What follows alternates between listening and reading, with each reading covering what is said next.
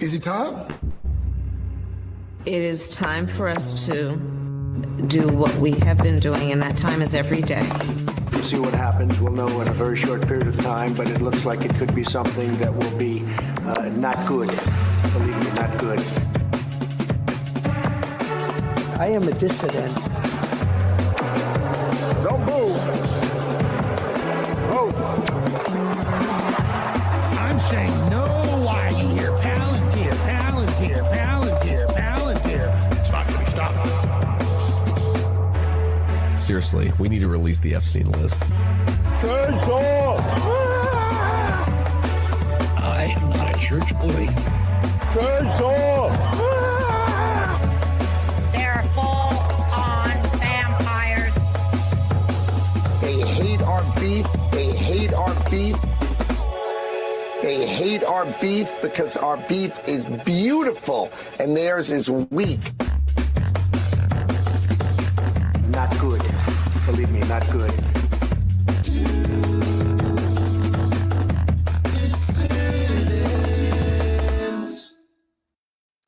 Hello, dissidents. Welcome, one and all, to a Sunday evening edition, a special Father's Day edition of the Do Dissidents podcast. Keaton Weiss here with Russell Dibular, of course.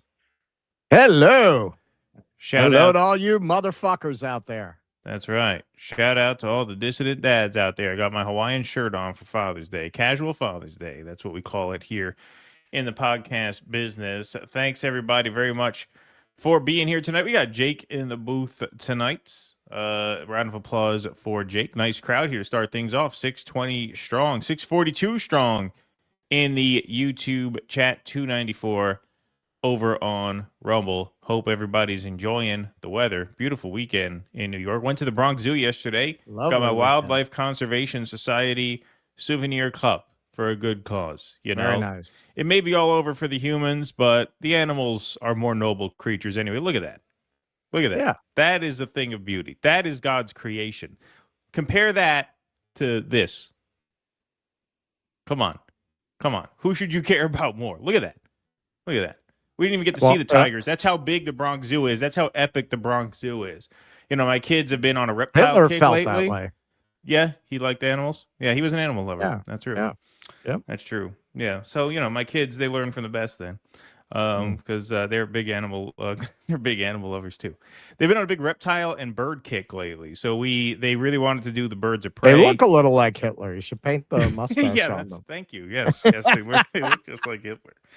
So we saw the birds, we saw the reptiles, and you know, saw a bunch of other stuff. But the Bronx Zoo is so epic that you really can't do it all in one day anyway, because it's only open for 7 hours. Yeah, and it's so huge that you really have to go more than once. We've been a few times with them, so they've seen the whole thing. That's why we didn't have to rush through everything. But yeah, hope all the dads are having a good day out there. Shout out to the dissident dads all around the world, world, worldwide. So. We got, what do we got? 779. Wow, a lot of people filing in. Big news weekend too. Big Father's Day news weekend this weekend. What did you premiered? Did you premiere a video or did you do any Russ on the road this weekend? Yeah, man. That premiere got totally screwed because of Adobe Premiere, which I am about to leave. I am about to transition. I'm going to trans to DaVinci. Yeah, I'm going to go to DaVinci. Adobe Premiere sucks, and Adobe as a company is evil. Yeah. Oh, they are? I didn't know they were evil. Adobe? Yeah. They're very specific colors that technically, when you're a designer, and all the designers use Adobe, you're technically licensing it from them. Right. And they turned around and took a bunch of these colors that are vital if you're a professional designer. And they say, you could still have those, but you're going to pay more. And if they're already in your projects, they're just going to disappear from your projects because it's a subscription model. Everything's in the cloud. They can just take it out of the file. Yep. That's another reason to get off it. Like at this point, once I work on like the Uhuru documentary and that, it would be very difficult for me to get out of it. Right. So far, pretty much everything I've done is short form videos that are not worst case scenario. I could rebuild them from the raw files if I had to. And I don't see Right. any reason I would. So yeah, getting out of it. It fucked my whole drop today. It was supposed to be a premiere. It wasn't a premiere because the colors were blown out. And then every time I adjusted the colors, it messed with the sound, which makes no sense. Why would you design software that way? Yeah, no, makes no sense. Makes no sense. You're better off anyway. You know, I use Final Cut. You buy it once for a few I hundred know you bucks do, and you're yeah. done. I That's just it. don't like, kind of for the same reason, I don't want to be locked into the Apple ecosystem. No, you don't want to be locked into products that work the way they're supposed to. That's You what a can't, you nightmare. can't, you can't say that with Apple. You can't say that. Look, Yes, I look what can. happened with Stream. No, you can't. Look what happened with StreamYard. Like, yeah, it That's works, StreamYard. but they're so precious about what they'll be compatible with Yeah. that the iPad I bought was useless for going on the road because you can't host in StreamYard with Apple. You can only guest. What do you mean? I host right now. I'm on Apple right now. I'm hosting. No, not with the iPad. The All right. iPad doesn't let you do it. Yeah, you can with a Mac, not with an iPad. All right. Well, live and learn. All right, let's go and get into some news this evening, folks. So this is a couple days ago already, but I do think this is instructive. I think we need to be as far out ahead of this psyop as we possibly can, because J.D. Vance is no doubt being floated as this sort of anti-war dissenter within the Trump White House. So here he is talking a big game about how Israel, you better not mess with us. And this does bother me, is that you have seen people within Bibi's cabinet who have come out and attacked the deal and in some ways very personally attacked the President of the United States. And I guess my message to them would be twofold. Number one, Donald J. Trump is the only head of state in the entire world who is sympathetic to the nation of Israel at this moment in time. And he happens to be the head of state of the world's superpower. If I was in the cabinet of the Israeli government, I might not be attacking the only powerful ally that I have anywhere left in the entire world. Especially since you don't have any blackmail material on him. Especially since he's squeaky clean and you definitely can't exert any kind of control over him. That's right. Especially since he has all the leverage over you that he needs. So here he goes. Now, so here's J.D. Vance auditioning for 2028 as the sort of reasonable isolationist anti-war voice in the room. Here he is saying if everything is Jew hatred, then nothing is Jew hatred. Wow. Criticism of the Israeli government can be expressed in a way that's anti-Semitic.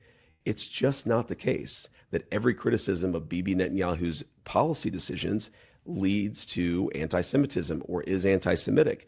And so I do think that sometimes, advocates of Israel make, or pro-Israel people in the United States make two critical mistakes.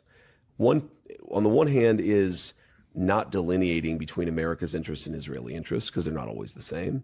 But the second is always conflating criticism of a particular government with Jew hatred.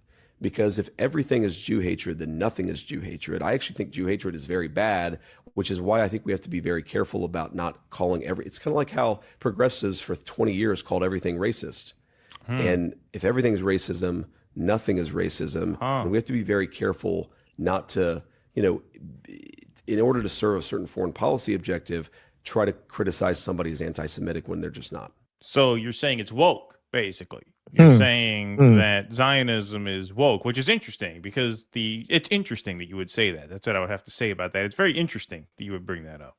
I just find it interesting, that's all, because, a lot of your most avid supporters, in fact, I would say most of your online support now that you've fucked things up as royally as you have on every front, comes from the very people who have come up with the sort of derisive nickname for the anti-Israel right. They call them the woke right or the woke right. The woke Reich. Yeah. Sounds like what you're saying is that the Zionists are the woke ones because they're the ones who cry anti-Semitism, just like the woke libs cried racism. That's an interesting point. It's interesting that you would say that. That's all I have to say about that. It's very interesting. Here's J.D. Vance now again. Listen, man, I keep telling you, they are not going to cast you in the Gavin Newsom story. Knock it off. Yeah, right. Exactly. You don't look anything like him. Yeah, but I'm Jewish. I could say it's anti-Semitism if they don't cast me. That's true. That's Yeah. true. I look more like him than most Jews. I would say. You're taller than most Jews. I'm taller than most Jews. I'm pretty tall for a Jew, and I'm pretty damn handsome for a Jew, if I say so myself. Yeah. J.D. Vance Woody attacks Allen. Israel. I'll give you that. That's right. I'm no Woody Allen. And look Better at the than trim Woody that Allen. guy got in his prime. That's Jesus. right. Who are you going to cast? Larry David as Gavin Newsom? No. Yeah.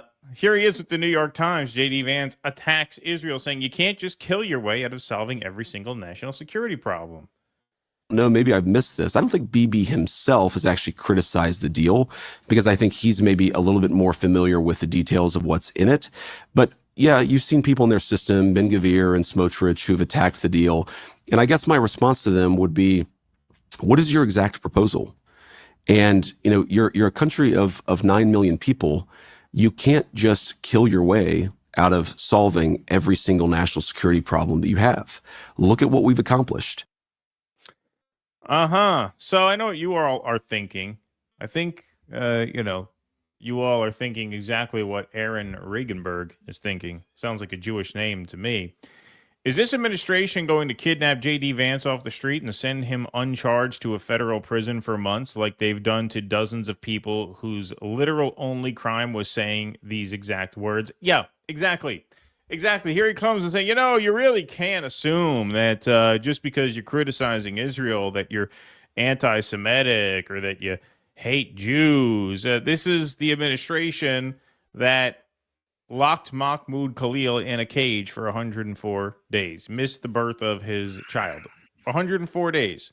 A year later, he's still fighting for the right to free speech. His only crime, quote unquote, was no crime at all. It was wrong speak about Israel.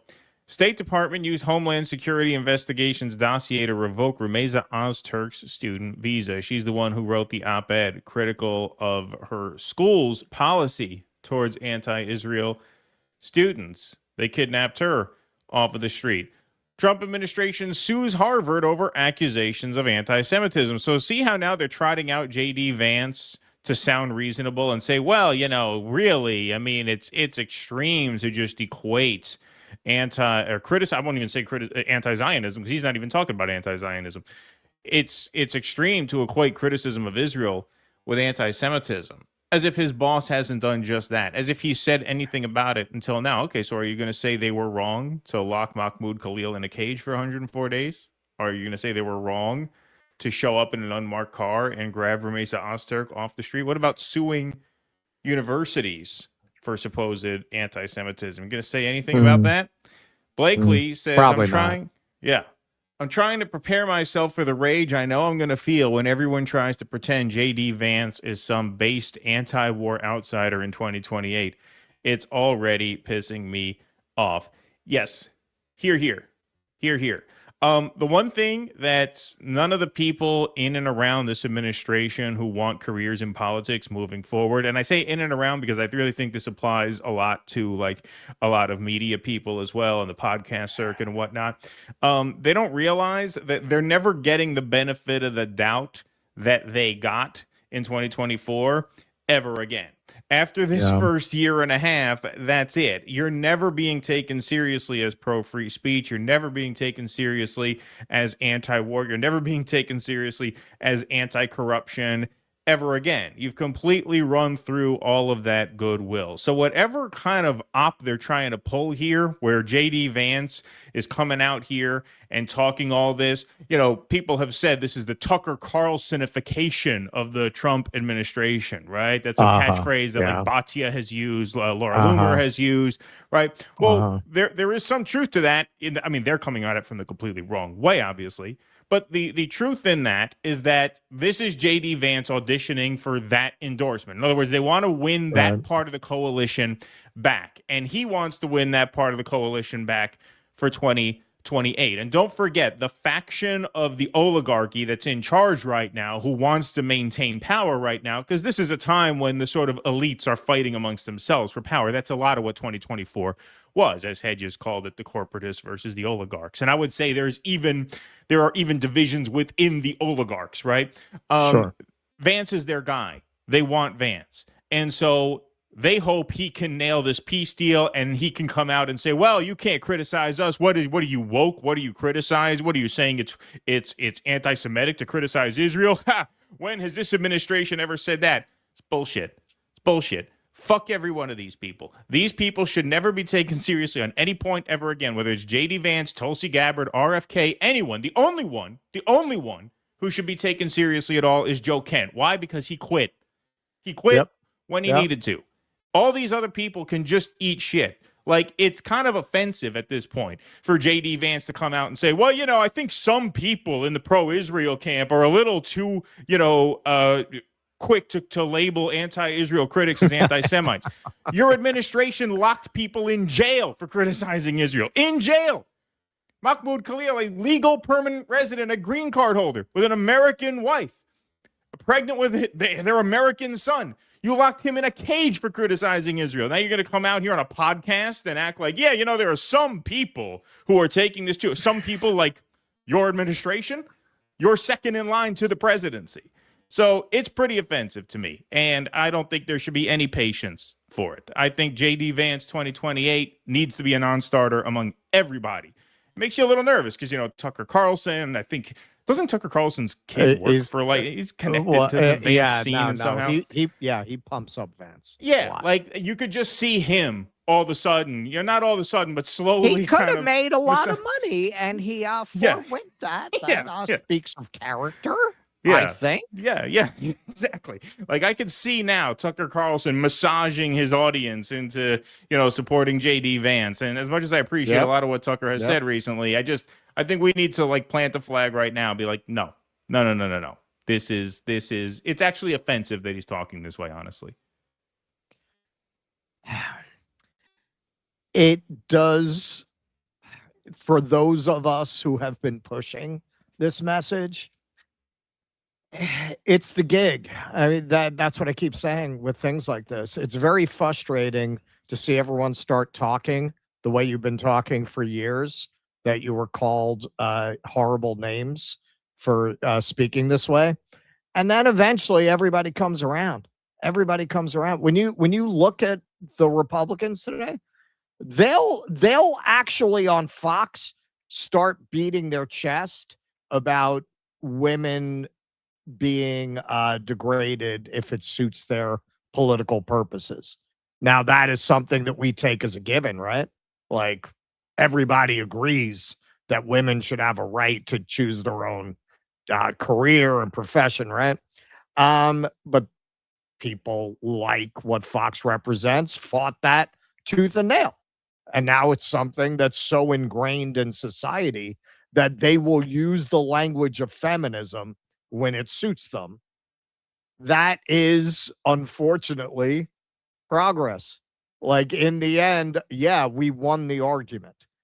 The fact that you've got J.D. Vance saying this, and I'm not saying, and so you should go out and support J.D. Vance. I'm just saying, pat yourselves on the back, activists. This is partly because of people like Mahmoud Khalil standing up like that we forced it to the point that they feel this is the most politically expedient path. Yeah, I mean, I get that. And to the extent that this means anything, I think you're right. The problem with J.D. Vance is the same problem with Donald Trump, is the same problem with all of these people in it's the same problem with media. Democrats. Yeah, no, but I'm just saying, as it pertains to this group, is they're not credible. They're not credible. I'm sorry. Like, you can't run. Donald Trump recorded 6-minute videos outside of like Thomas Massey. Well, that's what I was saying. Who else is in office who's credible on this subject? Well, who ran on restoring freedom of speech? I mean, Donald Trump put out multiple videos about this. One of the pillars of his campaign was that he was anti-war and anti-corruption, and they have just proven to have zero credibility at all. So that's what my point is. My point is, If you and RFK Jr. for Sure. that matter. I mean, he Sure. runs on an anti-war platform, on an It's a anti-censorship aircraft carrier. platform. Yeah, and now he's in there, and like I don't care that you're at the health department. You can resign in protest of what are blatant and egregious civil liberties infractions, betrayals of core promises with grave consequences for life on planet Earth. Like, you can't just present yourself one way and then act in complete contrast to that as soon as you get into office if you want to maintain any credibility. And I think that anybody who was part of this MAGA movement, who is not in exile from the MAGA movement now, really has no credibility moving forward. And so I see this as J.D. Vance angling for that Tucker wing of the party, for 2028. And, to Dave Smith's credit, Dave Smith said, look, it's not going to happen. It's not going to happen. Like, you cannot be the guy. You're not going to sweet talk your way back into our good graces now. Like, we did that. It's been a disaster, and that's it. And that's, to me, the attitude that you have to take. Well, if he wants the Dave Smith vote, he needs to put Darryl Cooper in the cabinet. Yeah, right. Yeah, exactly. The Secretary of the Interior. Exactly. Well, case in point here, Mark Levin very unhappy with J.D. Vance lately, and a lot of MAGA media is very unhappy with J.D. Vance. Israel's a separate country. Agree. Its interests do not always align with ours. Agree. Israel was left out of the MOU negotiations and is not a signatory. Okay. But damn it, it better accept and comply with every damn word of it, even if it means accepting Hezbollah on its border, shooting missiles and drones into its country. What? No, see, the entitlement that comes through is just, you could tell these people have never had a second thought about how they sound to anyone in their entire lives. Like, nope. The fact that Israel is not mentioned in the MOU does not, it means, in fact, yes, you're correct, that Israel is not bound by the terms of the MOU. What that means, though, is that they cannot expect the protection from the United States should they violate the MOU. In other words, the fact that there's a ceasefire in Lebanon and that the United States and Iran are party to that, well, that doesn't technically obligate Israel to anything. It just means that if Israel wants to go ahead and bomb Lebanon, that they're going to have to deal with Lebanon and Iran without the expectation of United States support, right? But they don't think that deeply. They just think the United States and Israel are, and will always be joined at the hip. And there's nothing anybody can do about that. So when the U.S. signs a treaty, it speaks for Israel. The whole point of doing this MOU ought to be, I'm not saying it's going to work out that way in practice, things are already off to a rough start, spoiler alert, as we'll get into later in the show. But the point of circumventing Israel is to get something inked between the United States and Iran, which, yes, leaves Israel free to do as it wants, but they have to be willing to face the consequences alone for that. That's if we abide by the MOU, which, once again, not to jump the gun, we're going to do a different segment on that. Yeah. Not necessarily working out that way so far, but we'll see. We'll see. That's still uncertain. Here is Mark Levin telling people not to smear the tiny little state of Israel, poor Israel. Of the administration. I want to say to people in and out of the administration, stop trashing, smearing, bullying the little state of Israel. Stop cozying up to and telling us that the enemy regime in Iran is now more rational, more moderate, and a regime that we can deal with. When just a few months ago they slaughtered 50,000 people, they're still hanging young people today. Now. 50,000. Notice it was 30,000, then it was 40,000, then it was 42,000, now it's 50,000. By August, it'll be 80,000. Pretty soon it'll be 1 million, yeah. Yeah. And if they had a nuclear missile today... Yeah, it'll be 6 million soon. They take it up to 6 million. They mercilessly slaughtered 6 million. They'd fired into our country as sure as I'm alive. I don't know what's going on, but if people think they can bully a little country, a people that have existed 4,000 years, through the Babylonians and the Persians, through the Romans and the Third Reich, into surrendering their defense and their decision on how to secure their country, they got another thing coming. You think you're a big man. because you have an extra 1/8 length on the tip. Well, let me tell you something. Customs are customs. Doesn't mean anything. Doesn't mean anything. Randy Fine, really unhappy with J.D. Vance. Really unhappy. He thought his comments were frankly disgusting.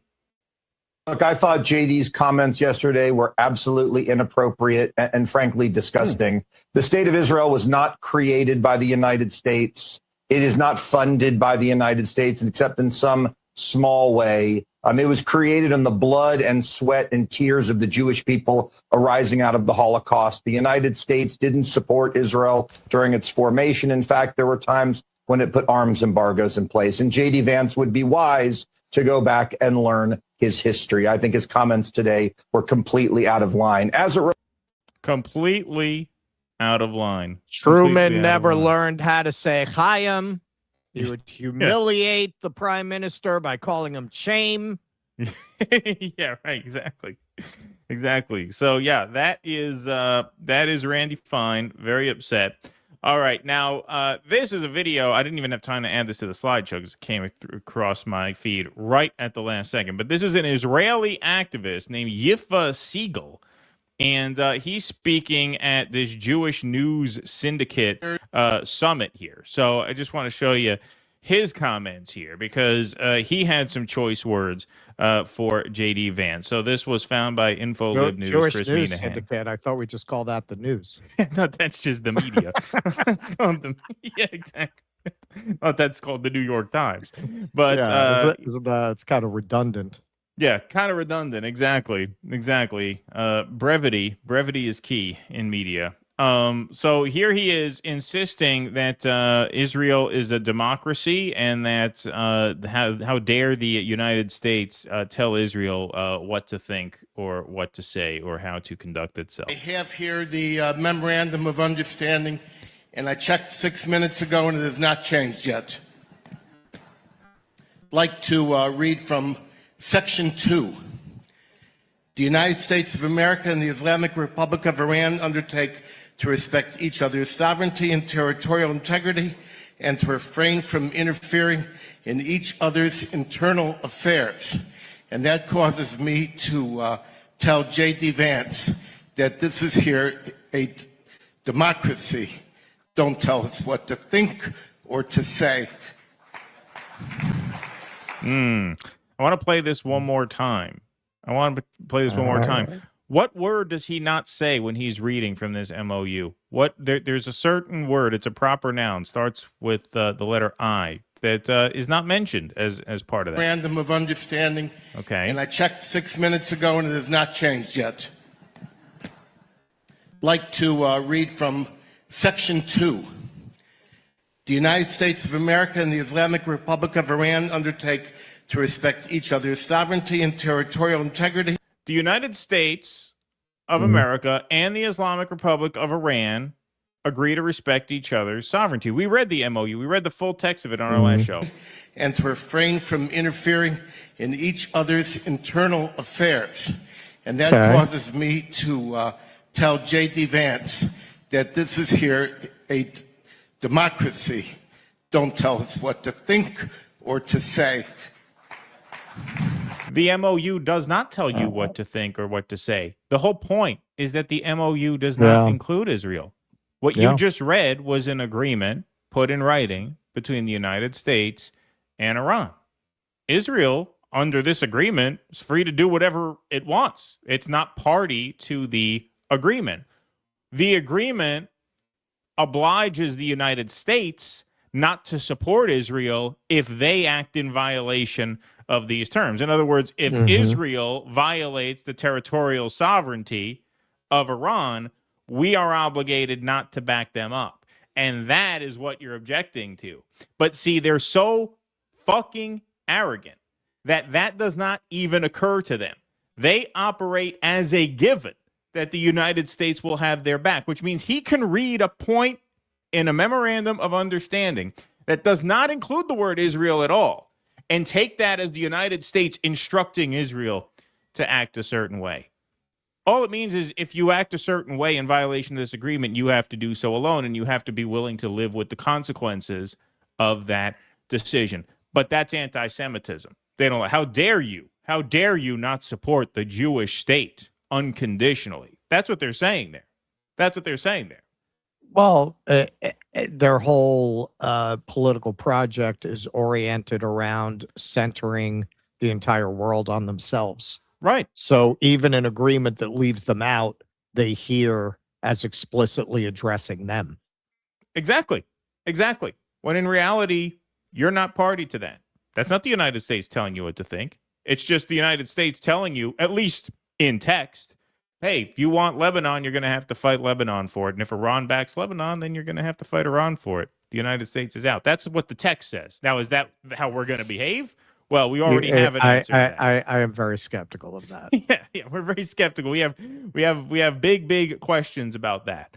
But that kind of thinking just shows you how arrogant the Israelis are. This is an actual Israeli, Yifa Siegel, but Mark Levin said exactly the same thing. He said basically the exact same thing. You don't tell us what to do. The whole point of going around you is because we knew you wouldn't sign anything. Like the United States knew Israel wouldn't actually. Bibi's name was never going to be inked under a passage saying you must respect Lebanon's territorial integrity. We knew the Israelis would never sign that. So Trump signed it. And now the question is he going to abide by those terms if our ally violates them? And we're going to talk a lot more about that as the show goes on. Anything else? No, go ahead. All right, cool. All right, want to take some super chats or some Rumble rants, and then we'll move on? Sure. All right. Dissel. Persevere. Take others. Find the other end of this. This is not that kind of a show. You want to find the other end. That's the pervert channel. Yeah, right. Yeah. Dissel. Assuming a mispronunciation, it is not pronounced Dissel. Oh, wow. You jumped the gun on that. Look at that. But You saw that pronounced coming. DL? DL cell? Oh, DL cell, because that's an L, not an I. I thought it said Dissel too. Saying this because I'll have to miss the show. All right. Well, now we know for next time. We know for next time. All right. Vianticus Prime. Everything's a scam. Everything's a lie. Everything's hypocrisy. And so you don't comply. Yes, I do. You ever see Life of Brian? It's one of my favorite little throwaway gags where Brian yells at the crowd. He goes, "You're all different." And they go, "Yes, we're all different." He goes, "You're all individuals." And they go, "We're all individuals." And the guy goes, "I'm not." No, I'm not. Yeah. Biden. For Father's Day, I wanted to stay home, make gin tonicas, paella, and watch Spain in World Cup. Instead, I compromised. My daughter took me on a 12-mile hike up to a glacier in National Park. See, now that's the kind of jam I would want. But given that it's your day, man, you should, a little corporal discipline goes a long way with those kids, Yeah. It's funny, well, Biden. Maybe you didn't slap her around enough as a child.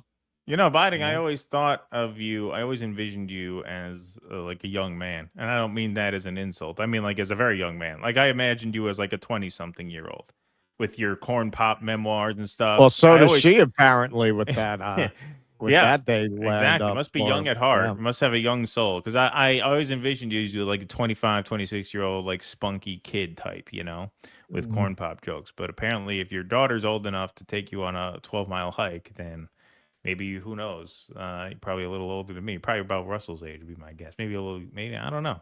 Could be. Well, it could be one of those kids. You see these kids who just broke the record for the youngest who climbed. I can't remember which mountain it was. Like they're like, I don't know, like 7 or something, like 7 or 8. I climbed this mountain. Wow. Yeah. Father's Day, the movie Father's Day. I always thought that was an underrated movie. That was the movie directed by Ivan Reitman with Billy Crystal and Robin Williams. That like buddy road movie. See, you probably don't even know what I'm talking about. I don't even think you know. It's a funny movie. What I always thought was underrated. It's called Mother's Day where this backwoods family kidnaps 3 college girls and brutalizes them until they die.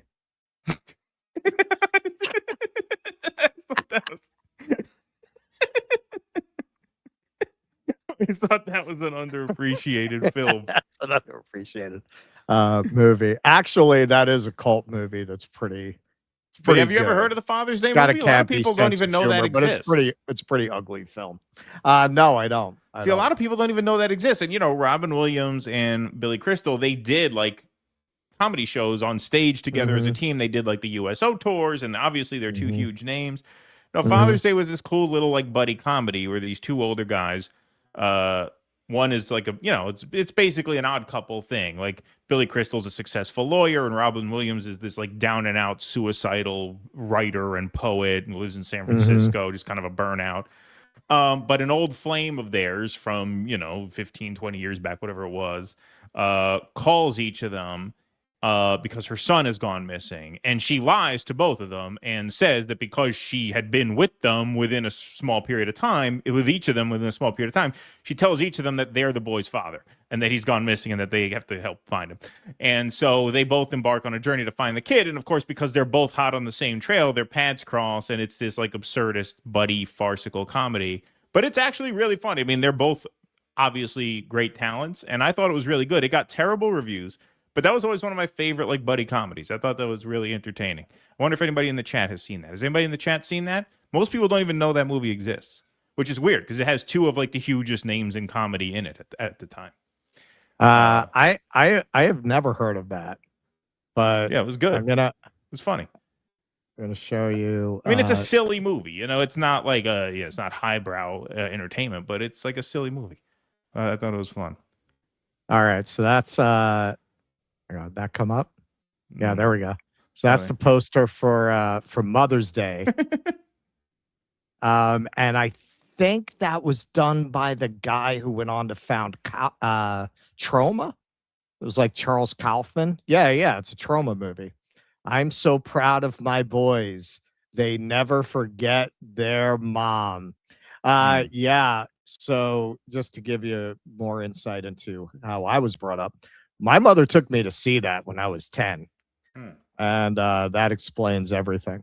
Yeah, that was a very disturbing movie. And in fact, the end of that movie terrified me as a child. I didn't stop thinking about the end of that movie for years.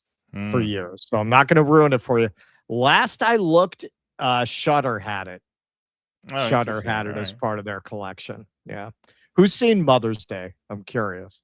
It is a cult classic. I bet more people have seen that than your Father's Day movie because I never even heard of that movie. Yeah, no, people don't even know that movie exists. It's very strange. Julia Louis-Dreyfus was in it. Like while Seinfeld was on, Julia Louis-Dreyfus was in it. She has a small part in it, but she's in it. Well, and that was like during the height of Seinfeld popularity too. It's weird. It had huge names, but it got terrible reviews and nobody saw it. But I thought it was pretty funny. Lloyd Kaufman, man. I thought it was Charles Kaufman. Lloyd Kaufman. All right, so Lloyd Kaufman, but yeah, Charles Kaufman is the writer who did like Being John Malkovich, right? Charlie Kaufman.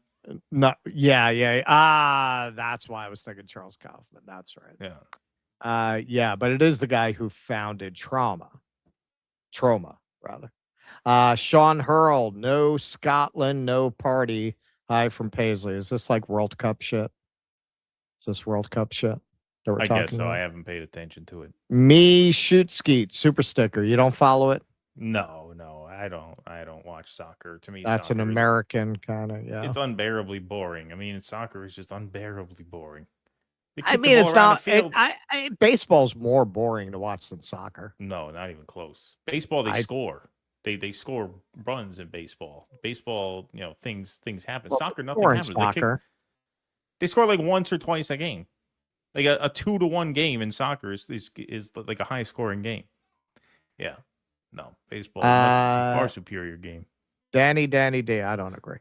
But I don't care. I mega don't care. I meta don't care about any of it. Danny D, great Larry Johnson impersonation, Keaton. Hawaiian shirt. Oh yeah, that's right. Yeah, he wears the Hawaiians. Yeah. I love Hawaiian shirts. These are so comfortable. I'm so comfortable now. It's great. Russell's peasant mind. Jerry, no loves animals. Your cousin Jeffrey. Yeah. He likes you know what his favorite animal is? The leopard. He likes the spots. Steve Polychronopoulos. Russ, try Linux. Zorin 18.1. Easy free. That, there's a free version of DaVinci. I just, I want to start with software that, as I get more ambitious, is going to be able to handle that. And I'm not going to have to switch to a whole other kind of software. And I also want to work with something that other people know how to use. I don't know how many people are using that. Like, it seems like DaVinci, Final Cut, and Adobe Premiere are the three that people use for the most part. Lee Levin, I'll buy Keaton. How tall are you for a Jew? 5'2". No, he's a big motherfucker. He's a big gangly motherfucker, this guy. He can attack, yeah. He can vouch. No, I'm 6'1". I thought you were taller than that. 6'1"? Yeah, I'm 6'1". My dad is taller than me. My dad is 6'3", so I grew up with expectations of being 6'3", and I came up a little bit short. I don't know why. Maybe I drank too much soda, but I was 6'1". Came out 6'1". Antonaut, interesting. It's interesting if they don't cast Keaton as Gavin Newsom. It's interesting. Just interesting. Yeah, exactly. It's very interesting. Pete Sweet, yo, man, I was going through my pictures to edit my unboxing video that I dropped today, and I came across that picture of you. You'll be in it when I get to Hue. You'll be in a video. Trump blackmailed by Bibi and Bibi blackmailed by Ben-Gvir Smotrich. They'll never agree to peace unless we pull the plug. Look, I was talking to Keaton today, and, I'm of the opinion Israel's gonna push Iran into a position where they have to hit Israel. And when they hit Israel, if we do not hit Iran in response, we're going to have Michael Tracy back on. I'm going to apologize to him because there is no way they have a video of Trump fucking a tween if he does not strike Iran in that situation. There's no way. Like, if he is actually able to express that kind of independence from Israel, everybody was wrong. We got to have Michael Tracy on and apologize. Well, you've just made Zionist warmongers out of the entire audience, because they would sooner have a war with Iran than have us bring on Michael Tracy and apologize to him. If the United States lets Iran hit Israel without getting involved, the whole Jeffrey Epstein thing, Michael Tracy was right the whole time.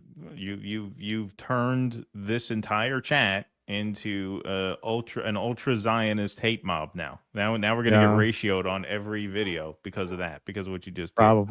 Probably. Yeah. We live for that though. Yeah. We're like that. We're allergic to money. Adil Saeed. Is Keaton considering MJ songs in Shuffle podcast? A Michael Jackson episode? Yeah, I probably do one. So I started out, like, I've been doing some reviews, some more. I have some more album reviews coming out. I did a few last week. And then right now, the series that I'm working on is top 5 albums from when I was born through present day. Once I do that, I'm going to start going backwards. So when I get more into, like, the 80s stuff, I'll probably do more Michael Jackson stuff, since obviously that was the heyday there for him. Vienticus Prime, fuck these people in their dicks with rusty pitchforks turned sideways. Who are you talking about? Yeah, that's a little extreme. Comrade Cranky, happy Father's Day, Keaton from Texas. Thank you.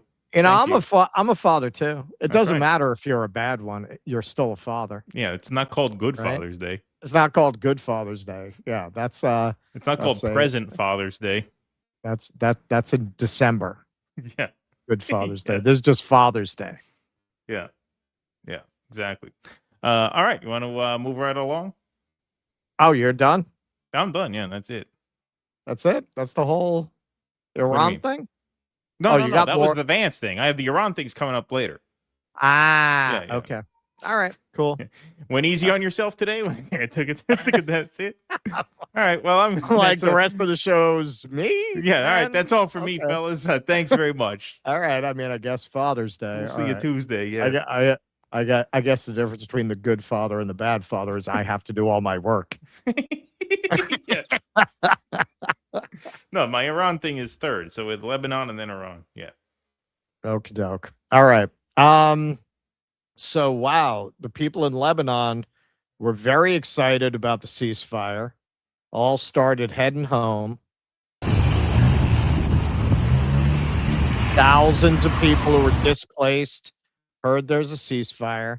Now I just got to say, and there's no insult to the people of Lebanon. I get how much you must want to go home when you hear news like that.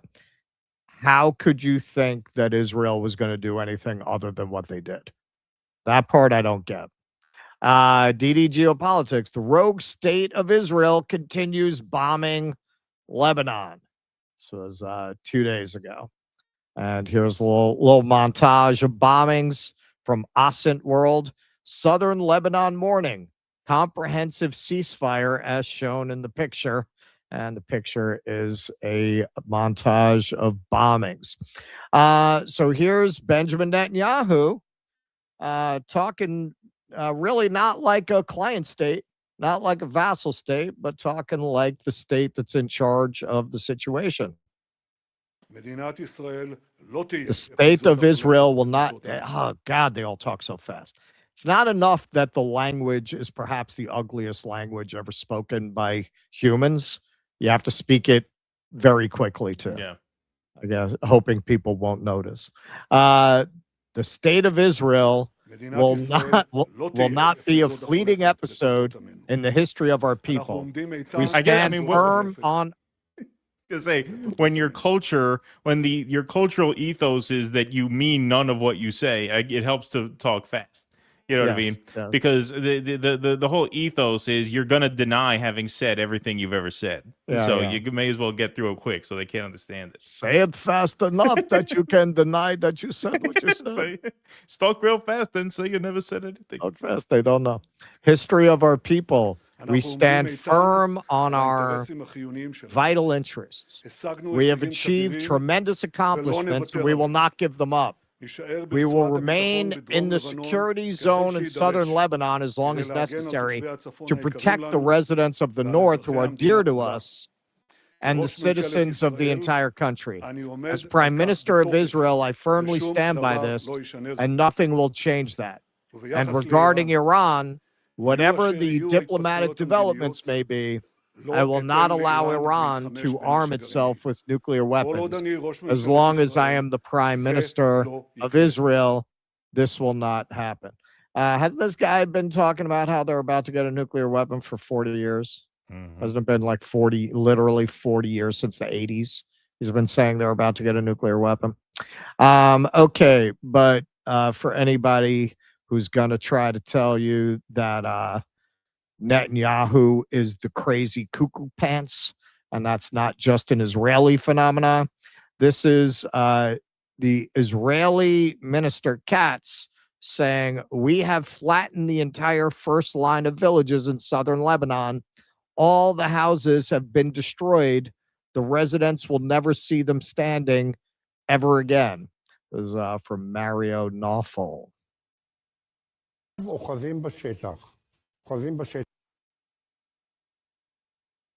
All right, hang on, you fast talking lion motherfucker. We are looking at the threats. There are cards. I will send you the main thing. By the way, they held territory. They held territory. They destroy, and in Lebanon, first of all, we made 200 residents who were living in a security zone not return. They are not coming back. The sellers there destroying the infrastructure, destroying the villages, and therefore also protecting. All of them are like this. And therefore protecting our communities in a completely different way than it was. Do you know why it's not like it used to be, because when there was a population, there were cargoes, there were soldiers. There is no population today. It's just soldiers taking care of. The translation's not very good, but you get the idea.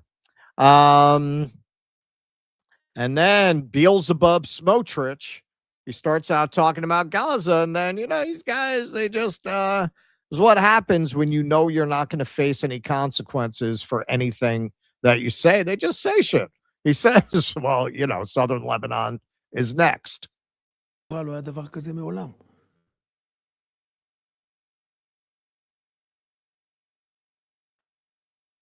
There is no war in the Gaza Strip, but look how I look. Then we have dismantled them. There has never been such a thing. True, we have not yet put Hamas to the limit, but we have been in power for 60 years and are already approaching 70% of the Gaza Strip and destroying all the terrorist infrastructure there. And everyone understands what this means. And we have international legitimacy for the fact that there is no reconstruction without denuclearization. So what will remain is ruins. In the end, there will be immigration from there because there is nothing to look for there in the nearby Assur. And the security of the residents of the South is 1,000 times better than it was. And the same thing in the North. There was no such fundamental root treatment in the South that we are doing now, ever. And if the result is that Hezbollah, beyond the Litani, by the way, is battered and bruised, I don't mind. So yeah, Likud, the party, Benjamin Netanyahu's party, actually has from the river to the sea in its charter. And the Litani, they are expressly saying they want to push the border, in essence, to the Litani River and not give it back. And they're in the process, as they keep saying, which is a war crime, they're Gazifying it. They're destroying all of the civilian infrastructure so that there's nothing to come back to. And they just keep saying this openly because who's going to hold them accountable, right? So this is the spokesperson for the IDF talking very openly after 4 soldiers were killed about how they're going to continue to destroy the civilian infrastructure in southern Lebanon.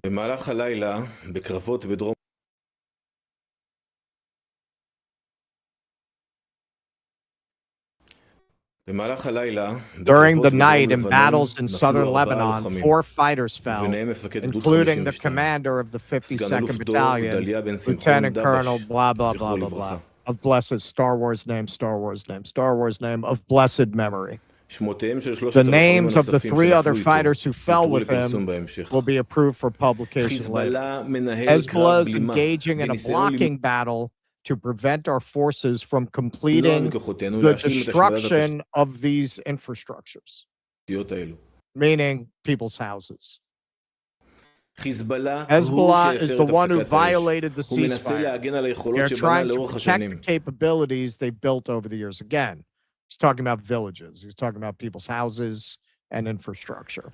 I want to make it clear, our forces on the ground have full operational freedom to deal with any threats in the area. Okay, well, we'll take a look at what kinds of threats he's talking about. So Mark Levin, that's on you, brother. That's all you.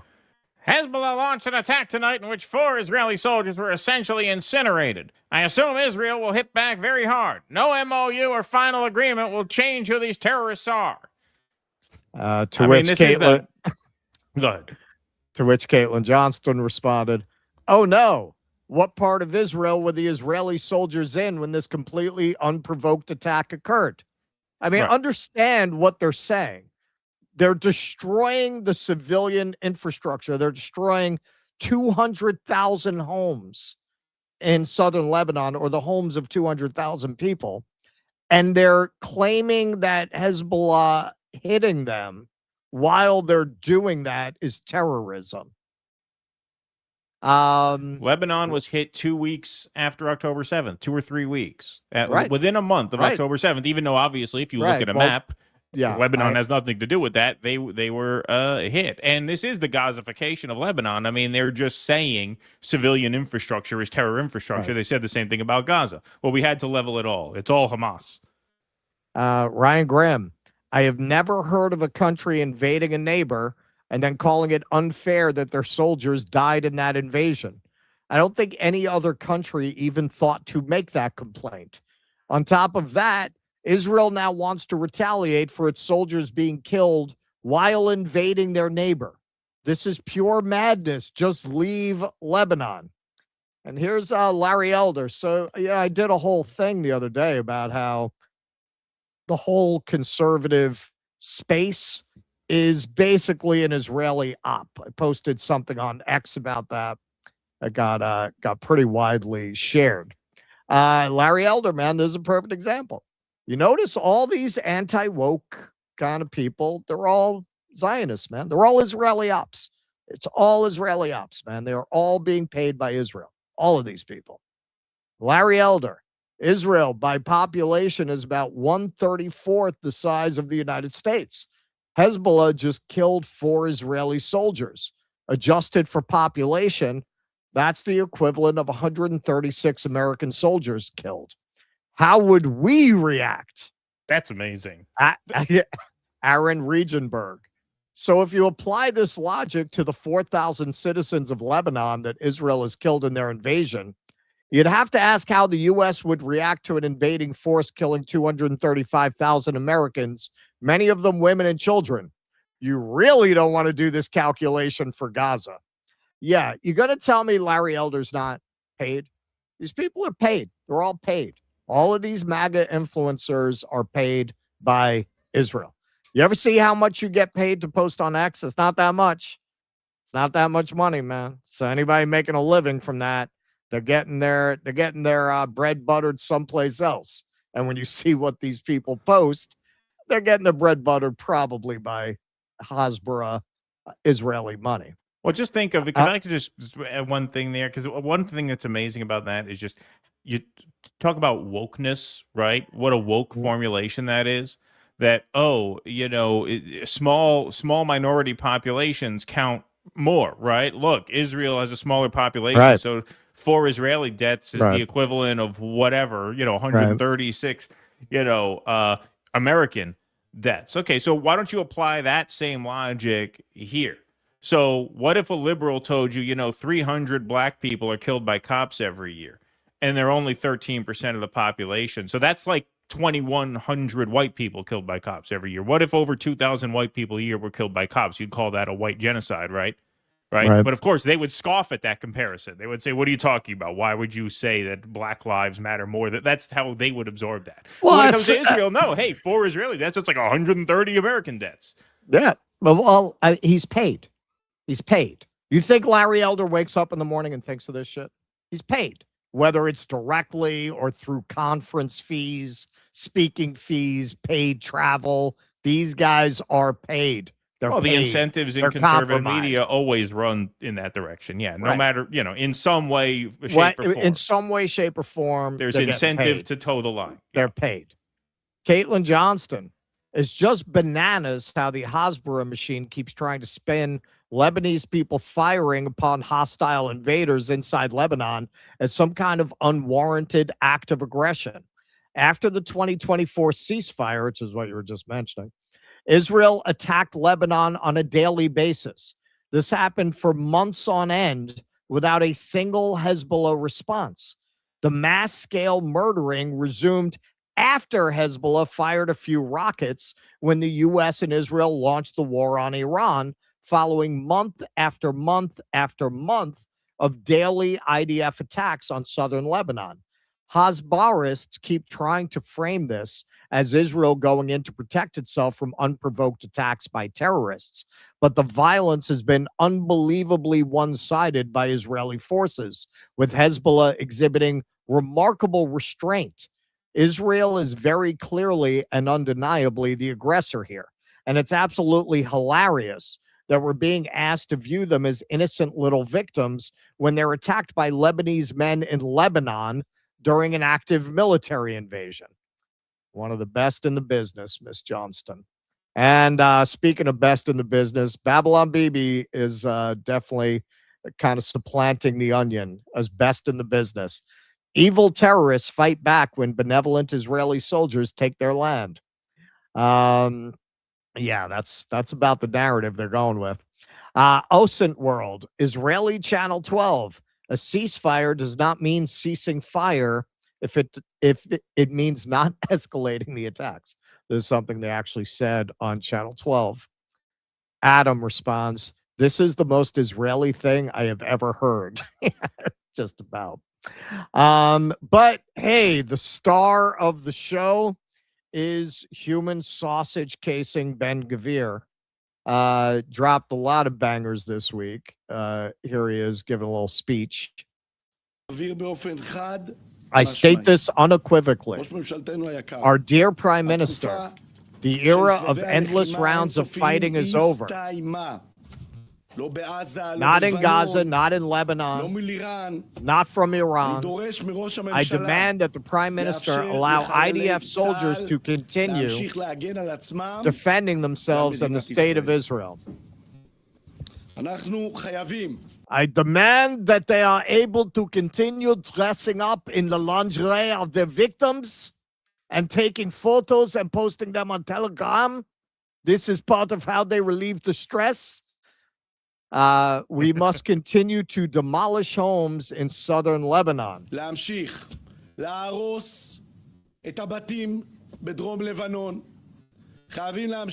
We must continue to displace residents in southern Lebanon. We must continue to eliminate the Hezbollah terrorists in Lebanon.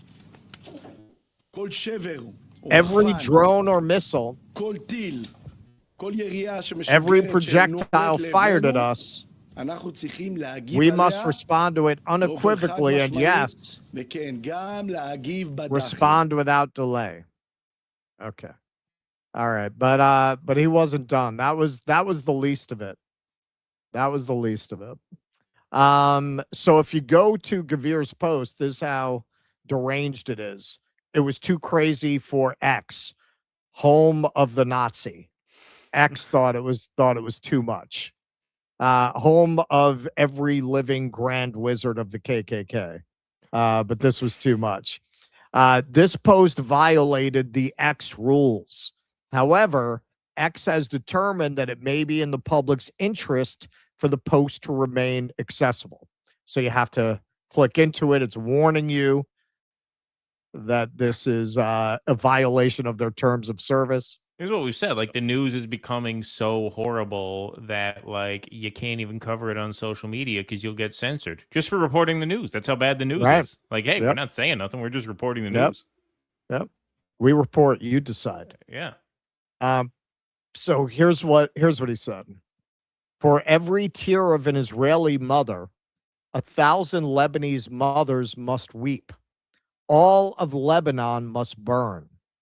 With all due respect to the Americans, Israel must make it clear to the entire world that the blood of our sons and the security of our citizens are not forfeit.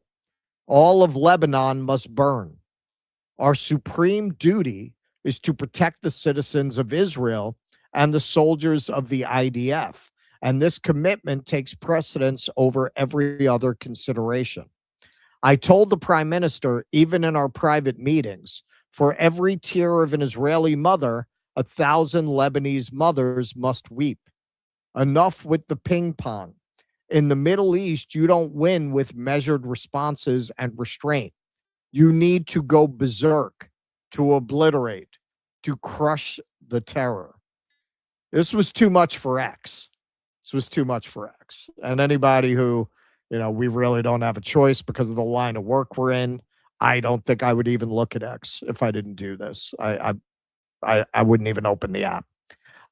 It's an absolute sewer, as you know, if you spend any time there. This was too much. This was too much.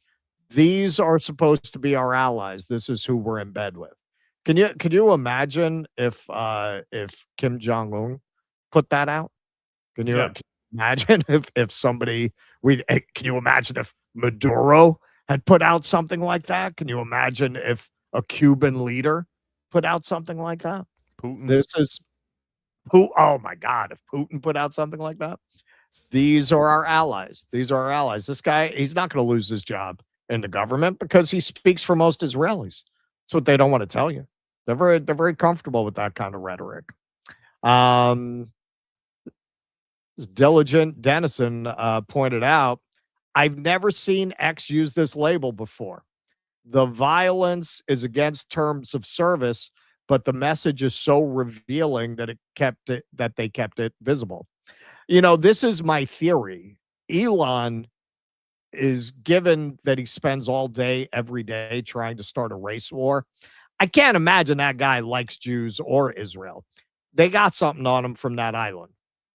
That is the only explanation I could find, that he was going to war with the JDL, and all of a sudden one day he just breaks. He's at Auschwitz.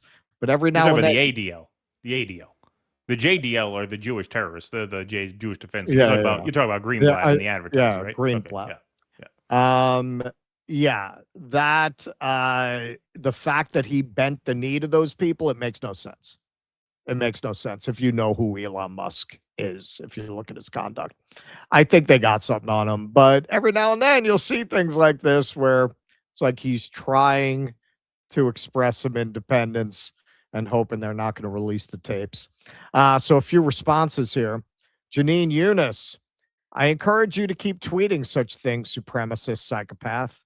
Our friends at Right Brain TV, how about you burn in hell, you fat genocidal war pig? Sometimes the direct approach is best. And Blakely, with all due respect to the Americans, I'm going to let you finish that as soon as you give us our fucking taxes back. Yep. And Nick Cruz, the most honest Israeli strikes again. They all think like this, by the way. Yes, they do. Yes, they do. And polling will tell you that. Case in point, Ben Sabti. Maybe U.S. needs another Pearl Harbor or 9/11 to remember who is the enemy and who is the friend. You mean so that more Israelis can dance on the rooftops like that? Like that kind of a reminder? But then he changed it. That was a little too much. Seamus Malakafizeli. Interesting. That's the weirdest name I've ever seen on here. Interesting edit history on this tweet from the man who used to be the Israeli government's Farsi spokesman. He changed it to good luck for USA to handle Iran regime terrorists. I hope for USA administration to remember who is the enemy and who is the friend. Yeah. Did fucking Borat rewrite that tweet? We wish good luck to our friends at Good USA. We love America. We love America. Good luck beating evil terrorists. Okay, so you want to talk about a prime example of using the anti-woke grift as the chocolate coating on the marshmallow Zionism center. Rupa Subramanya, she's a writer for the Free Press. Ben-Gvir's rhetoric often comes across as extreme. Go on. But it's impossible to understand Israel without understanding its predicament. It's a tiny country that has spent decades facing enemies committed to its destruction. Oh, you mean the people whose land you stole? Those enemies?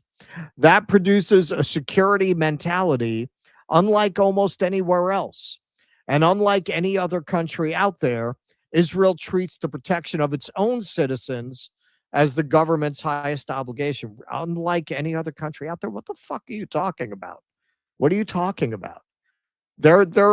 I would argue pretty much every country treats that as the government's highest obligation. Omar Elliott, quote, all of Lebanon must burn. Free Press writer. I'd gently push back on the idea that this is extreme. Yeah, that's the Free Press, and that's pretty much the whole anti-woke scene. trigonometry, all of these anti-woke people. We just saw Larry Elder in there. All of them, man. All of them. And of course, the entire Daily Wire complex. It's an Israeli op. They got Matt Walsh, the goy slave, over there to give him some plausible deniability. That's the only reason they keep him around. Now, why he stays around, that's an open question. Marianne, Israeli officials announced their plan to Gazify Lebanon as early as 2023. We will return Lebanon to the Stone Age, Yoav Gallant, defense minister. What we are doing in Gaza, we can also do in Beirut. Again, Gallant. We fought in Gaza, so we know how to do it in Lebanon if we have to. Chief of the IDF, October 24. The whole of southern Lebanon will look like Gaza, senior official, June 24. Israel will send Lebanon back to the Stone Age. Beirut will look like Gaza. En Vaturi, the Likud member of the Knesset. Destruction and suffering like we see in Gaza, Prime Minister Netanyahu, August 24. So they made no secret of this intention. And why would they? Not like anybody's going to enforce any kind of meaningful legal consequences on them. Max Blumenthal flagged this article.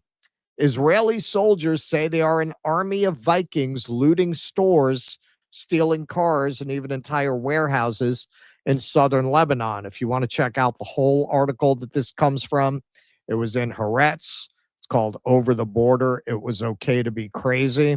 And here's the excerpt Max shared out. Nadav, 32, a reservist infantryman from the center of the country. Quote, the method was fixed. Every evening after the sunset, the logistics unit's convoy would enter. Their mission was to bring us supplies, food, oil, ammunition, whatever was needed. But there was also an unofficial mission to take out the loot, to unload the spoils at the outpost where the headquarters was, so it would be waiting for the soldiers when they went home. The soldiers in the convoy, of course, weren't suckers. They would take valuable items themselves. Just choose what you want, they'd be told, and there was no shortage of things to loot. The village we were operating in belonged to wealthy people, full of villas with pools, luxury cars, jewelry. Almost every house had valuables. We would go into houses with, quote, wet fire, meaning shooting everywhere. Once we realized that the area was clear, the real mission would begin, to find valuable stuff. It started with small things and gradually escalated. People loaded carpets, motorcycles, armchairs, stoves onto the Humvees, entire warehouses. You could hear soldiers over 30 arguing, I saw it first. You already took a lot from the other house. But the highlight wasn't the houses. It was the shops. Soldiers would go in and take out all the goods, entire boxes of candy, cigarettes, cleaning supplies, even stationery. Somebody took a school bag for his son. Another took a lathe. Even the hand soap at the outpost came from Lebanon. At any given time, you could see soldiers walking around the village with civilian stuff on them. It felt like the main mission. And, if you look at this description of the ease with which they're walking around, how on earth could this be a place that Lebanon is using, that Hezbollah is using as an advanced base in Lebanon?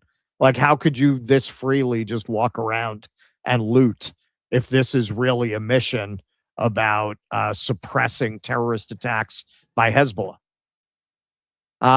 Some said it was a mitzvah, giving it religious justification. Others said that everything was being destroyed anyway, so there was no reason to leave valuables there. When I spoke to one of the officers about it, he sighed and said it bothered him too, but there's a shortage of soldiers, and it's hard to make demands or complain to people doing 400 days of reserve duty. The feeling is that the IDF has become like an army of Vikings.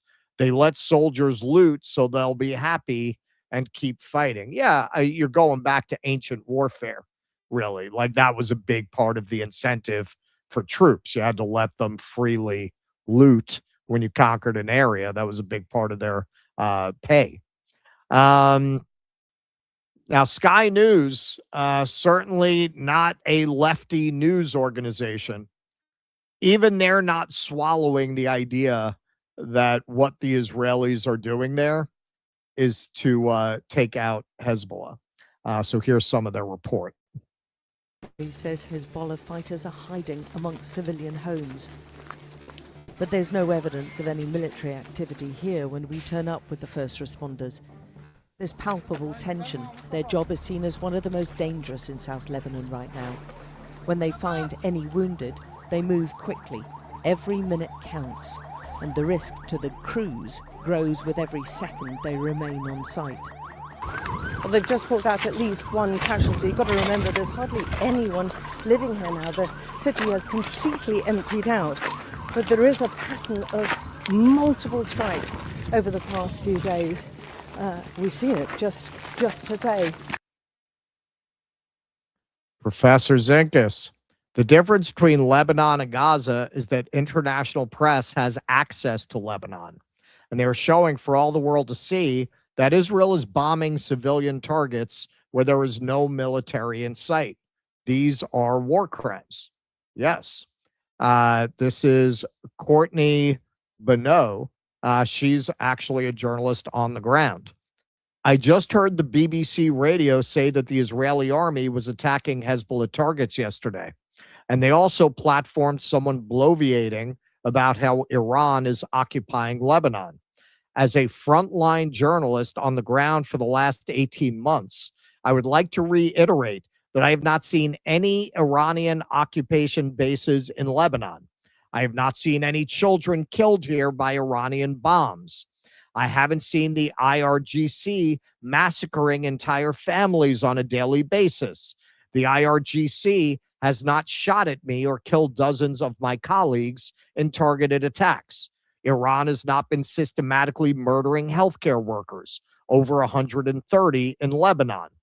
Israel has violently invaded and occupied Lebanon. The flag flying over the base in Al-Qaim is an Israeli flag, not an Iranian flag. The Lebanese Ministry of Health yesterday reported that 3,613 civilians have been killed and 11,072 have been wounded in Israeli attacks since March 2nd. And she shared out some of those figures. Casualties, 14,685. Of those, 11,072 are injuries, 3,613 are deaths. So what kind of people are they actually targeting, given that by all accounts of people on the ground, including IDF soldiers themselves, they're not actually fighting Hezbollah. They're trying to make the south of Lebanon unlivable as part of the Greater Israel Project by destroying civilian infrastructure and looting all the wealth. This is from Hadi posted this. This was back in March. This is Hussein Fayed, a Lebanese chef cooking for the displaced Lebanese civilians across the country. Let's help him by donating here. Well, not anymore. This is May. Israel completely destroyed Hussein's restaurant and resort in southern Lebanon. One of the most beautiful places in the south is now ashes. Mona Khalil dedicated years to protecting endangered sea turtles along Lebanon's southern coast. Her beachfront orange house became a symbol of conservation efforts. So I'm gonna read the summation of this from Mel, who actually, if you saw our fundraiser with Jose yesterday, she talked about this and actually broke down in tears, talking about what happened to this woman. On June 5th, Israel attacked the home of world-famous Lebanese sea turtle conservationist Mona Khalil. Mona was hospitalized with burns and injuries to over 70% of her body. Yesterday was June 19th. Mona died from her injuries. This wasn't an accident. They didn't make a mistake. Mona's home was also where she ran her sea turtle conservatory, which she aptly named the Orange House Project, because after all, her house was painted top to bottom in a deep bright orange, the color of a late summer sunset. The Orange House Project has been in operation for almost 30 years. You can find it on Facebook and Google Maps, along with dozens of reviews from visitors over the years. So no, It wasn't an accident or a mistake. Israel knew exactly what it was doing when it bombed the Orange House project on June 5th. It's exactly what they've been doing since the war with Iran started, ethnically cleansing all of southern Lebanon so they can steal the land and occupy it for themselves. So Trump must be big mad at Israel, huh? Well, this is what he just put out. Iran must immediately stop their highly paid proxies in Lebanon from causing trouble, like the sea turtle lady, I guess he means. If they don't, we'll hit Iran very hard again, just like we did last week, only harder. Yeah, well, the Iranians, as Keaton will, I'm sure, report on the other side, told him to go get his fucking shine box and walked out. They weren't too impressed by that. And finally, Mel responding to this, by causing trouble, he means tell Hezbollah to stop killing the IDF soldiers who are currently invading Lebanon. Because, of course, Trump is too pathetic and weak to just tell Israel to get the hell out of Lebanon.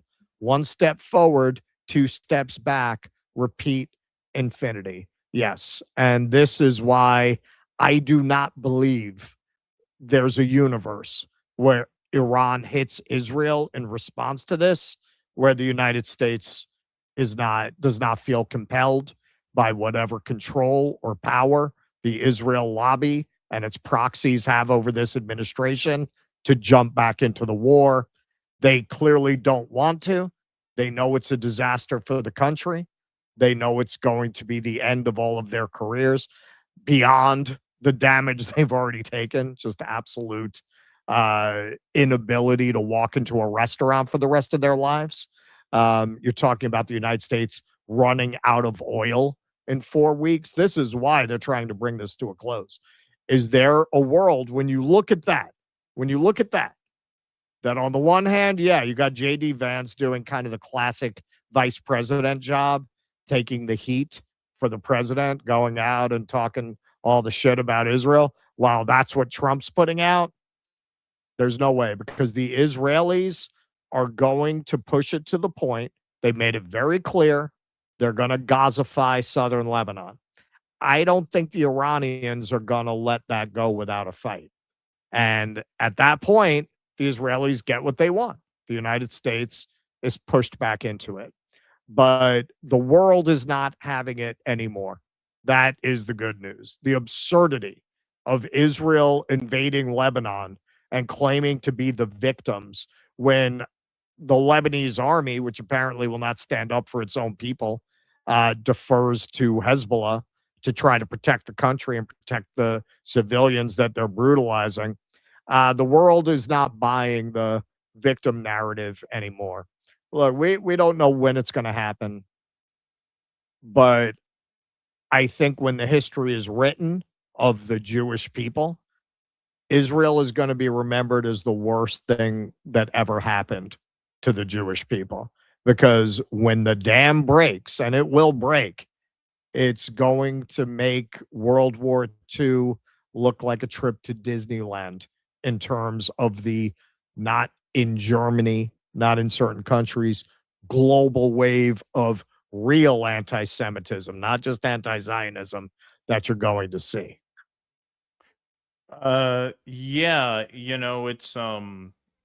it's terrible to say this, but there is really nothing to say at this point regarding these ridiculous lines about how we're attacking combatant infrastructure, terrorist infrastructure. They said the same thing about Gaza. I mean, that's one of the things that I think is causing this more immediate backlash in this instance. That, and the fact, of course, that unlike Gaza, where they deny that Palestine exists, you can't deny that Lebanon exists, right? You're not going to say, well, there is no Lebanon, like there is no Palestine. Like it is actually a sovereign state with drawn borders, and it's recognized on the map. And they're obviously trying to do to southern Lebanon what they did to Gaza. It's the exact same playbook, which is ethnically cleanse the land, colonize the land, kill enough people to drive the rest of them out,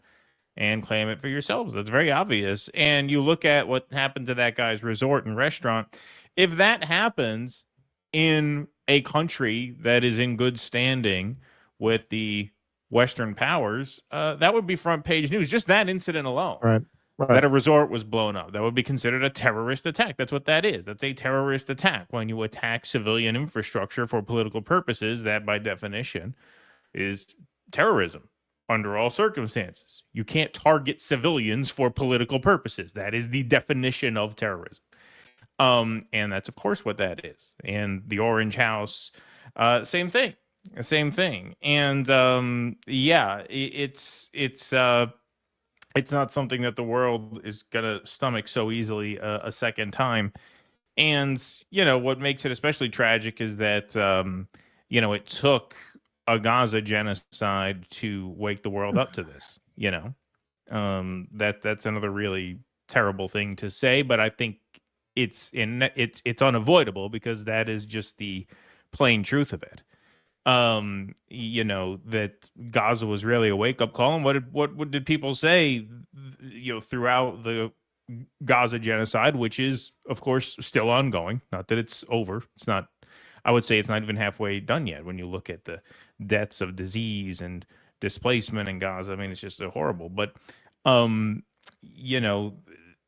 people would say, when they say we're all Palestinian now, that's what they mean. Because you see, I don't know if you have this in your next piece, but I texted it to you, and at the Jewish News Syndicate conference, it was the British colonel talking about how, okay, so we'll get into this more, but just for this clip, you've taught the world how to fight. Well, what the fuck does that mean? You've taught the world how to fight. You mean every army should conduct itself the way you conduct your army, which is to go on genocidal rampages against your enemies? And by enemies, we mean people whose land you want. Well, talk about Hitlerism. Talk about Nazism, right? Talk about World War II. So, yeah, I mean, it's just it's absolutely horrible. And, you see the exact Gaza playbook taking shape here. It's just demonic. It's just demonic. Like, it's just hard to imagine people that sick. Like, why would you bomb this woman who protects sea turtles? Like, why would you do that? The purpose is to remove all of the pillars of civilization. I mean, Ben-Gvir said it. Lebanon must burn. There's no one there to protect.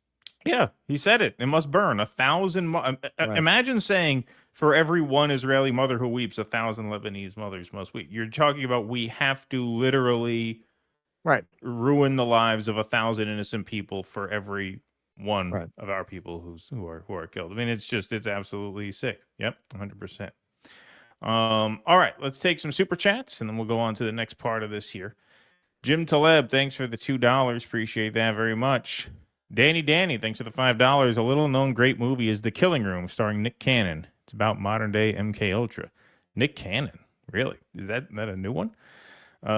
Thanks for that. Tom Clubbing, I have Mother's Day on 4K disc from Vinegar Syndrome.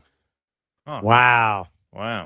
I'm impressed. Russell's Peasant Mind. In soccer, they run for 90 minutes. In baseball, 90 seconds. It is a more physical game in that sense. Omer Barovic. Keaton, if you put on Iranian soccer top, I'll listen to your soccer comments. Till then, stick to politics. I'm from Bosnia. Take me to America. I didn't say nothing. How did soccer even come up? I forget. But I didn't talk shit about soccer until I was provoked. Hebrew sounds like people trying to clear their throat. Yes, indeed. Teresa Dahl's Vintage Collect 3578. Interesting screen name there. Thanks for the £5. Thanks for the super sticker. Comrade Cranky. Sorry, Russell. Happy Father's Day to you, too. Well, there you go.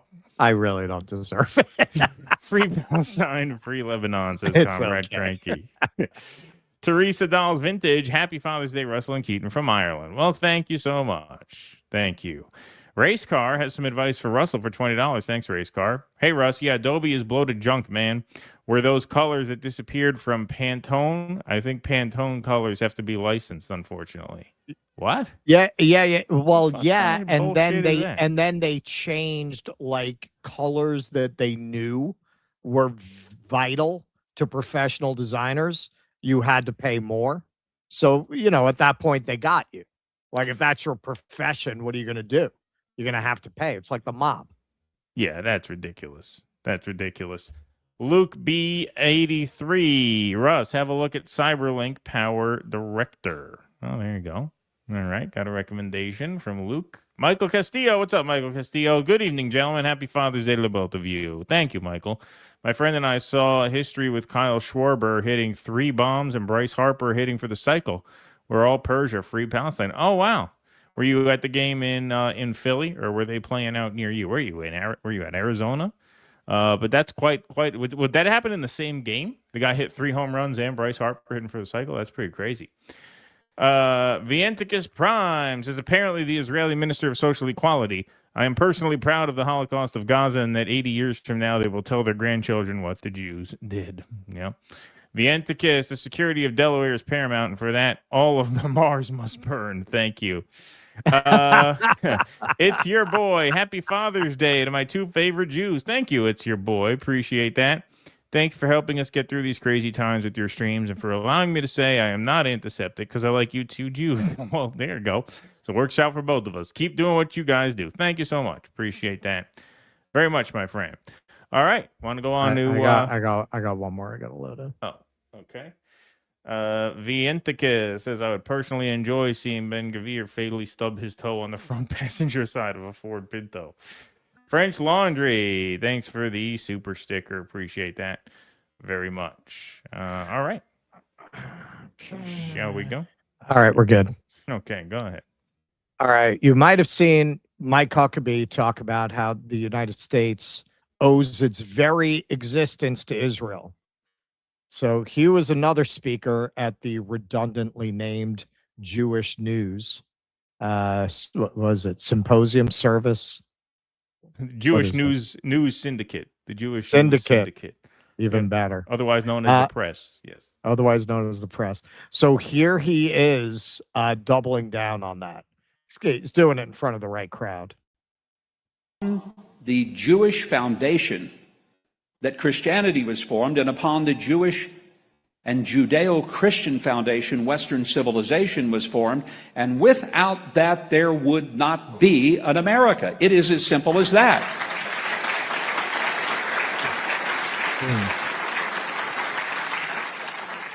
I had people excoriating me from around the world saying, how dare you say it? I would say, how dare you flunked history? Are you not aware that our founders wanted to put as the seal of America the parting of the Red Sea? That in the House of Representatives in the United States, there is a marble fixture of Moses, not of Cicero, not of Aristotle or Plato, of Moses. Because our history is tied more to Mount Sinai than it is to Athens or Rome. It's tied to neither of them. It's tied to Israel. So, Mike, do you know what neoclassical architecture is? And have you seen the way that they designed the buildings in Washington? Because that's not a reference to Near Eastern architecture, my friend. That's a reference to Greco-Roman style architecture. There are quite a few more references in official government buildings from that era to Athens and Rome than there are to Jerusalem, including in the church designs.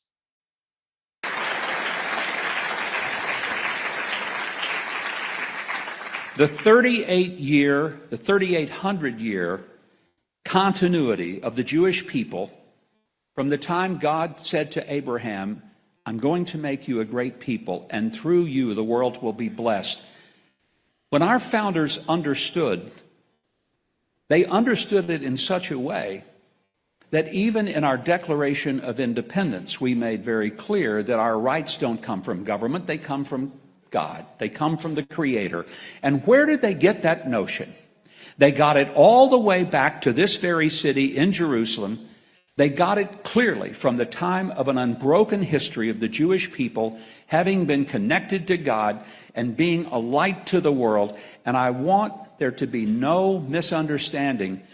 Americans, whether they understand it or not, need to be grateful to God for the Jewish people and the foundation upon which freedom and the sanctity of the individual was founded, because that is what separates our values from the values of totalitarianism and dictatorship. I want no part of that. I like freedom, and the heart, the soul, and the genesis of that came from right here in this land. Let us never be apologetic for it. Yeah, you knew that was going to kill. All right, so you're kind of mixing things up there, Mike. On the one hand, you're saying that you believe in the sanctity of the individual and freedom, and then on the other hand, you're arguing for a theocratic interpretation of the U.S. and its foundings. You're arguing that the U.S. is a religious society centered on a religious philosophy. Kind of discarding, like people like Huckabee will tend to do, why the founders were so emphatic about a separation of church and state. You can't extol the virtues of individual rights and at the same time kind of be preaching for a theocratic understanding of the country. It's kind of one or the other. But here's Tucker a few months ago. Maybe Mike Huckabee hasn't heard about this. Oh, no, I know he heard about this because he actually got a little upset about the abuse of Christians. What was that, about a year ago? He actually spoke up and said something because Christian groups were being denied permission to go to Israel. So he got upset. That's the last we heard from him about this. But here's Tucker talking about what the Israelis are doing in southern Lebanon. Of our military and our tax dollars. Okay. It's just a fact. So one of the things they're doing is trying to grab southern Lebanon. Now, why does that matter? What's Lebanon? Who cares? Well, I don't know. If you're a Christian, you care because Lebanon has the largest population of Christians in the region by far. In fact, it was a Christian country for centuries. There's a Christian president of Lebanon. Did you know that? Every time Lebanon is mentioned, it's through the lens of like Israel's interest. But if you're a Christian, you don't have to hate Israel, but you may have different interests. Like, what about the Christians? Well, Lebanon is a Christian president. The head of the military in Lebanon is Christian. And there are a lot of Christian villages, ancient Christian villages Jesus probably walked through, have been Christian ever since. Only 2,000 years. And they're being destroyed because under the cover of this war paid for and led by us, Israel has decided to take a big chunk of Lebanon. Watch. Israel's defense minister on Tuesday said the country's military will control southern Lebanon up to the Litani River. The remarks are the first time Israel has clearly spelled out its intent to seize swaths of territory that make up nearly a tenth of Lebanon. Israel has been trading fire with Iranian-backed Hezbollah fighters in Lebanon. That's after Hezbollah struck Israel following joint Israeli-American attacks on Iran. Rockets damaged buildings and vehicles in northern Israel on Tuesday. Katz has previously threatened Lebanon's government that it would lose territory if it did not disarm Hezbollah. Israel has destroyed 5 bridges crossing the Litani River and has accelerated the demolition of homes in Lebanese villages close to the Israeli border. Katz said, quote, "The principle is clear. If there is terror and rockets, there will be no homes and residents, and the IDF will remain inside." Did you know that was happening?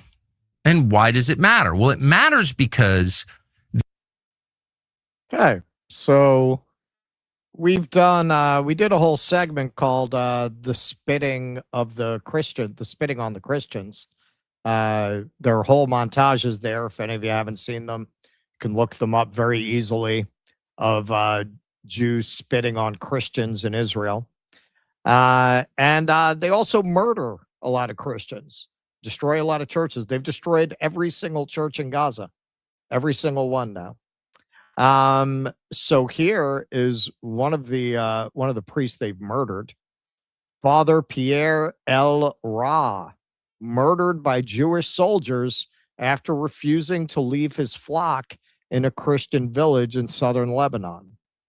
Start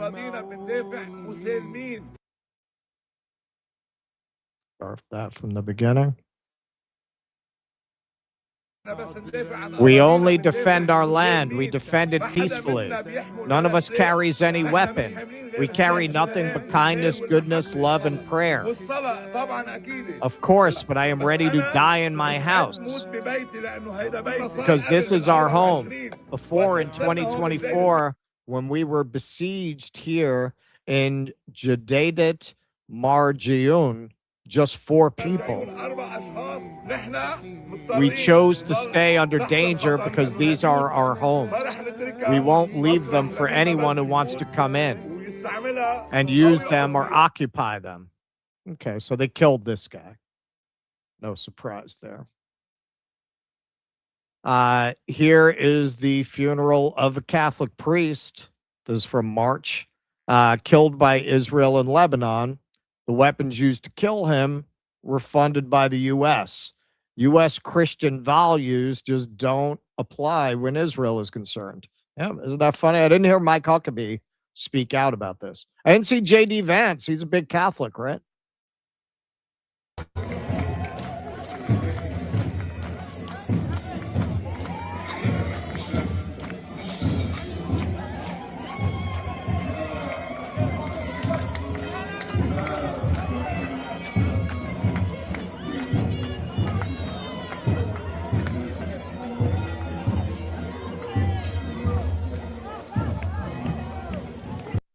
So where's Catholic J.D. Vance? And then this was in April. This kind of got around. Israeli soldier smashes Jesus statue in Lebanon. It was re-erected actually by Italian soldiers with the UN. And this is from APAC Tracker. Israeli settlers are destroying the oldest living Christian community in the world, the historic village of Taiba in the occupied West Bank. We've covered this before.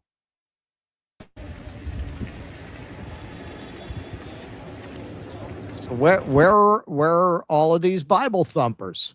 Where are they? Where are they? There's an administration that really likes to wrap itself up in the flag and the Bible.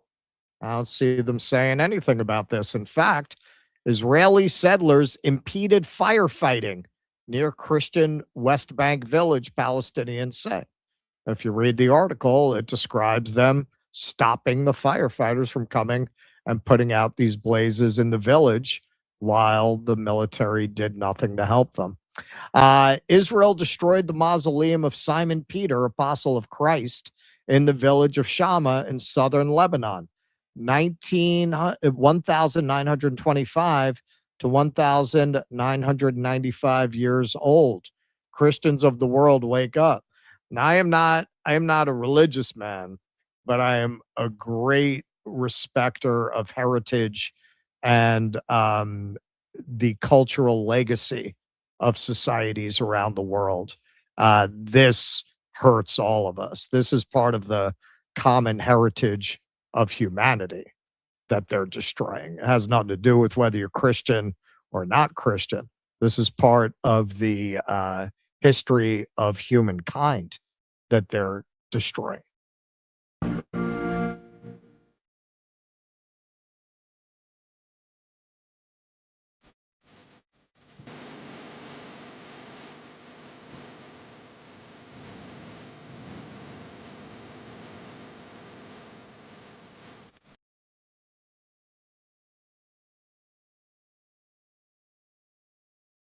There's allegedly Christian, allegedly Catholic J.D. Vance was asked about the genocide going on in Lebanon.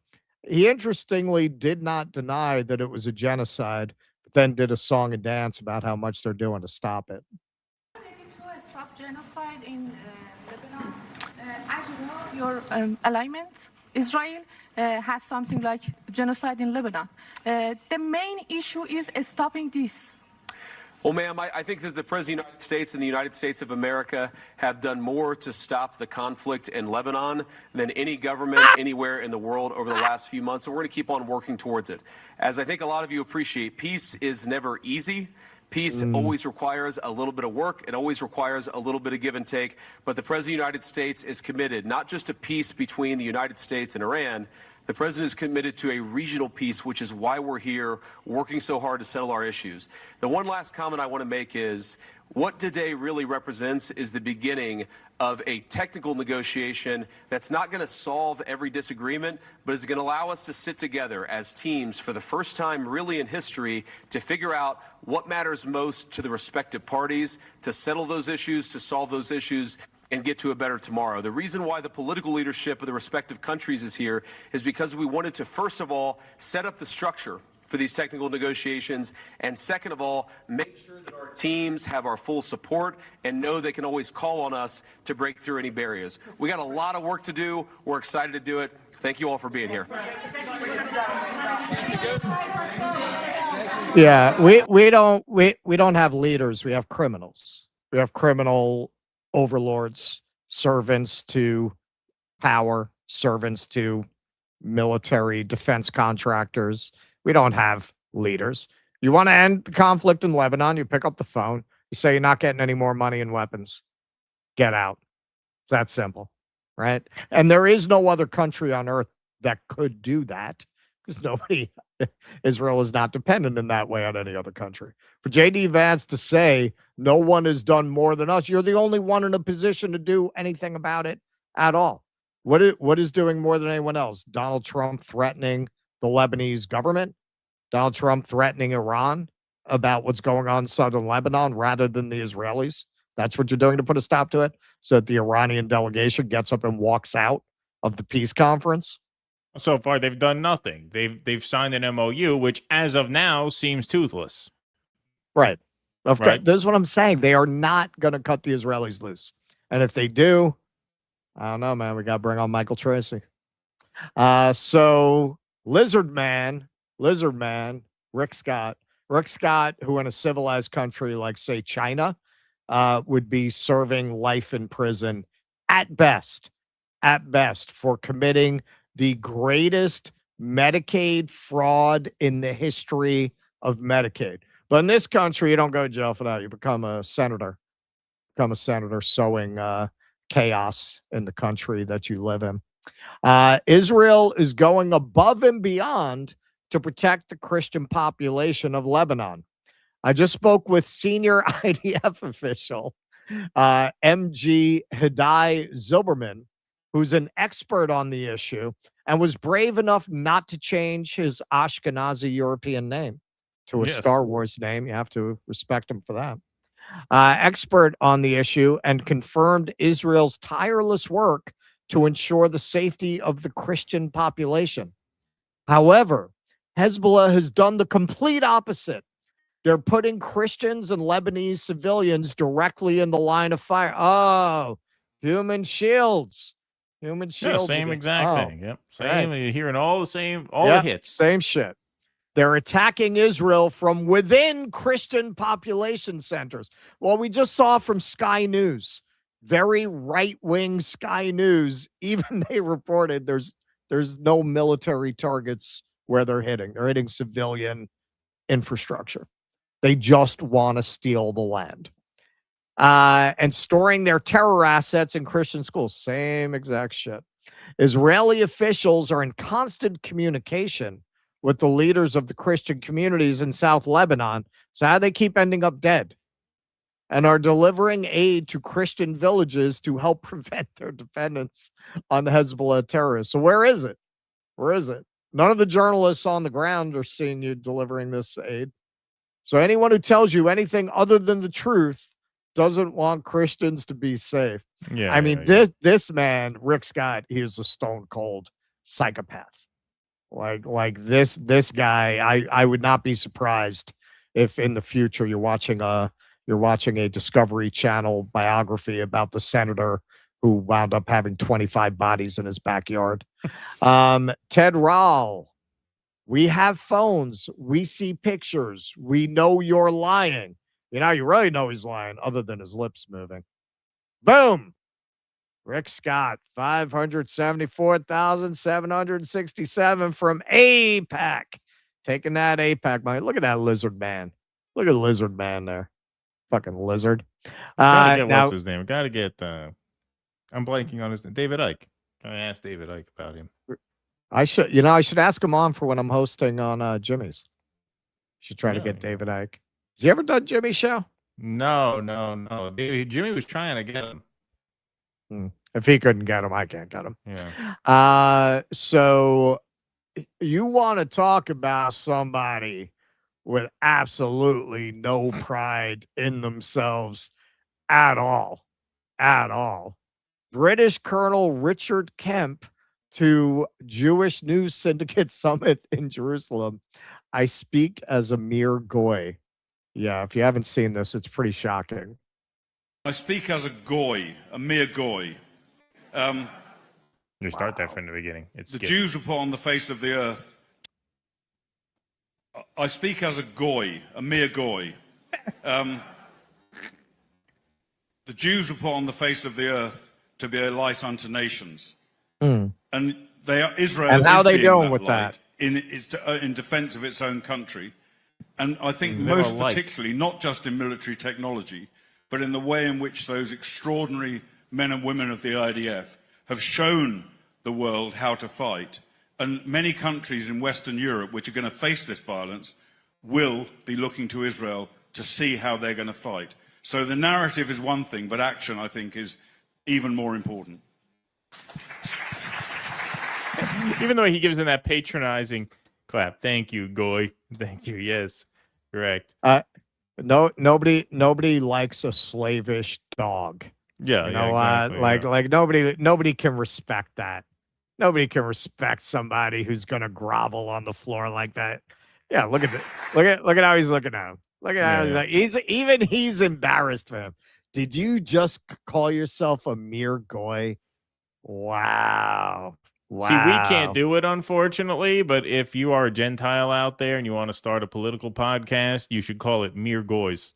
Mere. We could produce it. Yeah. We could produce the Mere Goys podcast. I could do one. Man. The Mere Half Goy. Mere half goy. Half You goy. could. Yeah. Yeah. How do you crawl on your stomach A- like a- that a- and a lick glass the half bottom goy. of somebody's shoe? How do you do that? How do you do that, man? That was just amazing. But it is not just world leaders. It's also corporations. From Mint Press News here, by way of The Guardian. The Guardian reveals which companies supply Israel with the equipment destroying Lebanon. A new investigation conducted by rights groups with the aid of The Guardian's geolocation work confirms that Caterpillar, Volvo, Hyundai, Doosan, Hitachi, and Komatsu have been providing Israel with construction equipment to destroy entire villages in South Lebanon. Now, the rest of those fellas are not ours.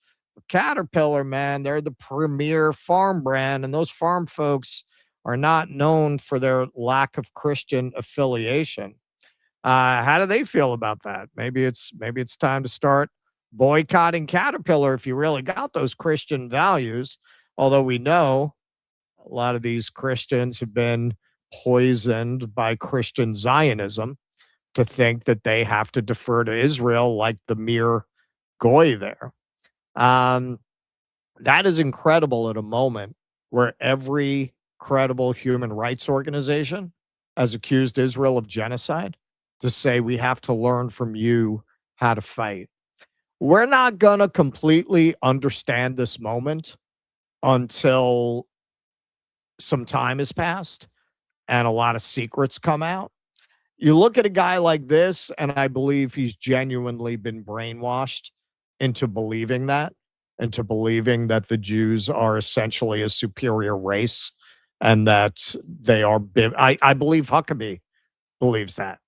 Then you look at a lot of these other people who get on board with this. I mean, does Pete Hegseth actually believe that? Maybe. I know a lot of people who do. Tulsi Gabbard, there's no way she believes that.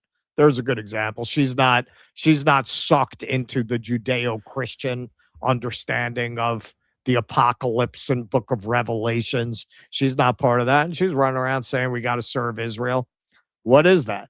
You know, with the podcast grifters, that's obvious. They get their $7,000 a pop, Hasbro money. What do a lot of these people in government get out of it? I don't know, man. On some level, yeah, it's being bought. On another level, a lot of them, like the Brit there, seem to really have their brains broken like that, to believe that the Jewish people have this religious authority really over them, and it's not for them to question it. It's incredible. It's incredible. And I understand. This is where the whole thing is very woke. I understood how a lot of different groups, particularly groups that have been historically marginalized, got sucked into a lot of the craziest excesses of woke. Because what if somebody comes to you and says, every day is going to be Keaton Day? Right. It's hard to say no, right? Every Right. day is going to be Keaton Day from now on. That's what Zionism is. Every day is Jewish Day, right? Yeah. Every day is Jewish Identity Day. But what's incredible is, just as with a lot of that woke stuff, you had people who were not members of that group felt virtuous by accepting that narrative. That's what you see with Zionism and with this interpretation of Judaism and this interpretation of Christianity. You have all these people who want a virtue signal that they accept that formulation, that Jews are the greatest victims that have ever existed in the history of a world that has no shortage of genocidal horrors in its history, but no, nobody's ever suffered like them. And that is the woke formulation. Victimhood equals moral authority, and you have to defer to them. Yeah, it's amazing to think about the brain of somebody who can call Israel a light, right? But I think at this moment. Yeah, at this moment, of course. But I think a lot of that conditioning kind of predates this moment and even far predates October 7th. I mean, you talk about a lot of these people have been going to Israel for decades as they climb the political ladder. People who I know who have taken the birthright trip have said, when you take that trip, they get a lot of pussy. Well, they roll out the red carpet for you. Yeah, Yeah. they give you the VIP treatment there. Now, you don't think they give that treatment to the politicos, right, who come there on visits as well. I'm sure they treat you very well. They make you feel like a king. I think part of it, too, is that a lot of people, when they think of the Middle East, they think of this sort of like dark region that's stuck 1,000 years in the past. There's something mysterious and scary about it, and you go to Israel and it's like going to Miami, right? I mean, it's modern, it's Western, it's American, and a lot of people are seduced by that. I mean, I was never seduced. I never took the birthright trip. It was available to me. I had no interest in doing it. Even before I knew what Israel was and what it represented, I had no interest in doing it. But I think that's part of it too. I think a lot of people have been seduced over the years by this sort of like, modern utopia amidst this sort of throwback region, which is, of course, a very bigoted way of looking at it, but that explains, I think, a lot of people's way of looking at it. And I think as far as the Christian question is concerned, you see things like this and then you understand perfectly well why they have such particular contempt for people like Tucker and Candace Owens, who articulate an anti-Zionist perspective from a Christian standpoint, right? Because the contradictions here are hidden in plain sight. It's inevitable that some people are going to notice that, and some people are going to look askance at that. And when those people have the kind of followings that Tucker and Candace have, of course, there's going to be a scramble to shut them down, but you're not going to be able to bottle this up. I mean, not everyone in the media is Matt Walsh, who's going to every once in a while meekly raise concerns about this and then shut the fuck up like a good boy. I mean, you've seen even segments on the Steven Crowder show talk about Israel's treatment of Christians. I mean, it's plainly obvious for everyone to see. There is no way to hide this. And that doesn't mean they're not going to try, but it does mean they're not going to succeed. No, I was not personally, so somebody in the chat, I was not personally invited to Israel. All Jews are able to take the free birthright trip to Israel. Yeah. So if you have Jewish family, you are eligible to go. And I didn't get a card in the mail asking me to go. But yeah, I could have gone for free had I wanted to. I considered it for a minute and then stopped considering it. Yeah, exactly. Exactly. All right. We'll move right on along here. First, a word from Rumble Wallet. So, quick question, folks. How much control do you actually have over your money right now? Technology has changed everything, and now it's changing how money works. This evolution started as a niche, but now Rumble is getting in on the new economy. So this is not hype. It's just where things are going, and getting started today is easier than you think with Rumble Wallet. So with Rumble Wallet, you can buy Bitcoin, hold dollar-backed stable coins, or even own digital gold backed by real gold, all in one place. It's a non-custodial wallet, which means you, not a bank or a platform, control access to your funds. Setup is simple. It connects with MoonPay, so you can use your debit card, your credit card, or your bank account and be up and running in minutes. And for a limited time, you could start this wallet with $10 in US stablecoin by downloading the Rumble wallet and entering our exclusive promo code DUE10. That's DUE10 when you sign up now. You can even use your Rumble wallet once you're set up to support your favorite Rumble creators like us directly. And when you Rumble rant us through your Rumble wallet, the platform takes zero fees. So it's a great way to support the free speech economy here on Rumble. So get started now. Scan the QR code, click the link in the description, or go to wallet.rumble.com/DD. and download the Rumble wallet. From there, you can set up your wallet, enter that promo code I mentioned, which is DUE10, D-U-E, not D-O, DUE, like DUE dissidents, DUE10, to get your $10 in U.S. stablecoin. This is a limited time offer, so make sure you act now. Scan the QR code on the screen or go to wallet.rumble.com/DD. Take control of your money and get started with the Rumble wallet today. Okay. Let's move on to some super chats and some rants. You got some over there? I'm loading in my my thing. Isn't it your turn? Yeah, I is can it do my some. turn? I forget whose turn, but I could do some. It's not a big deal. DaVinci Resolve is native to Linux, says Steve Polychronopoulos. Thanks for the $10, Steve. So is OBS Studio. Most things run on a browser these days. You can try it out on a USB stick. If you like it, you can dual boot. Happy Father's Day. It's time to mow. Going out and cutting that grass. Yeah, see, if you operate on a browser, do you need internet to run it? See, I'm old school, man. I got Final Cut Pro software. I can do it even when the internet's out. Vientikis. I don't understand how people could never have considered Palestine a country. Yaakov Warner even listed it in his Song of All the World's Countries. Thank you, Vientikis. Daddy, what do the colors of the Israeli flag represent? Well, son, those are the colors of white phosphorus and tears. Thank you, Vientikis. Ugly old broad says stuff. Thanks for the $5. I like that screen name. That's a great name. Yeah, ugly old broad says stuff.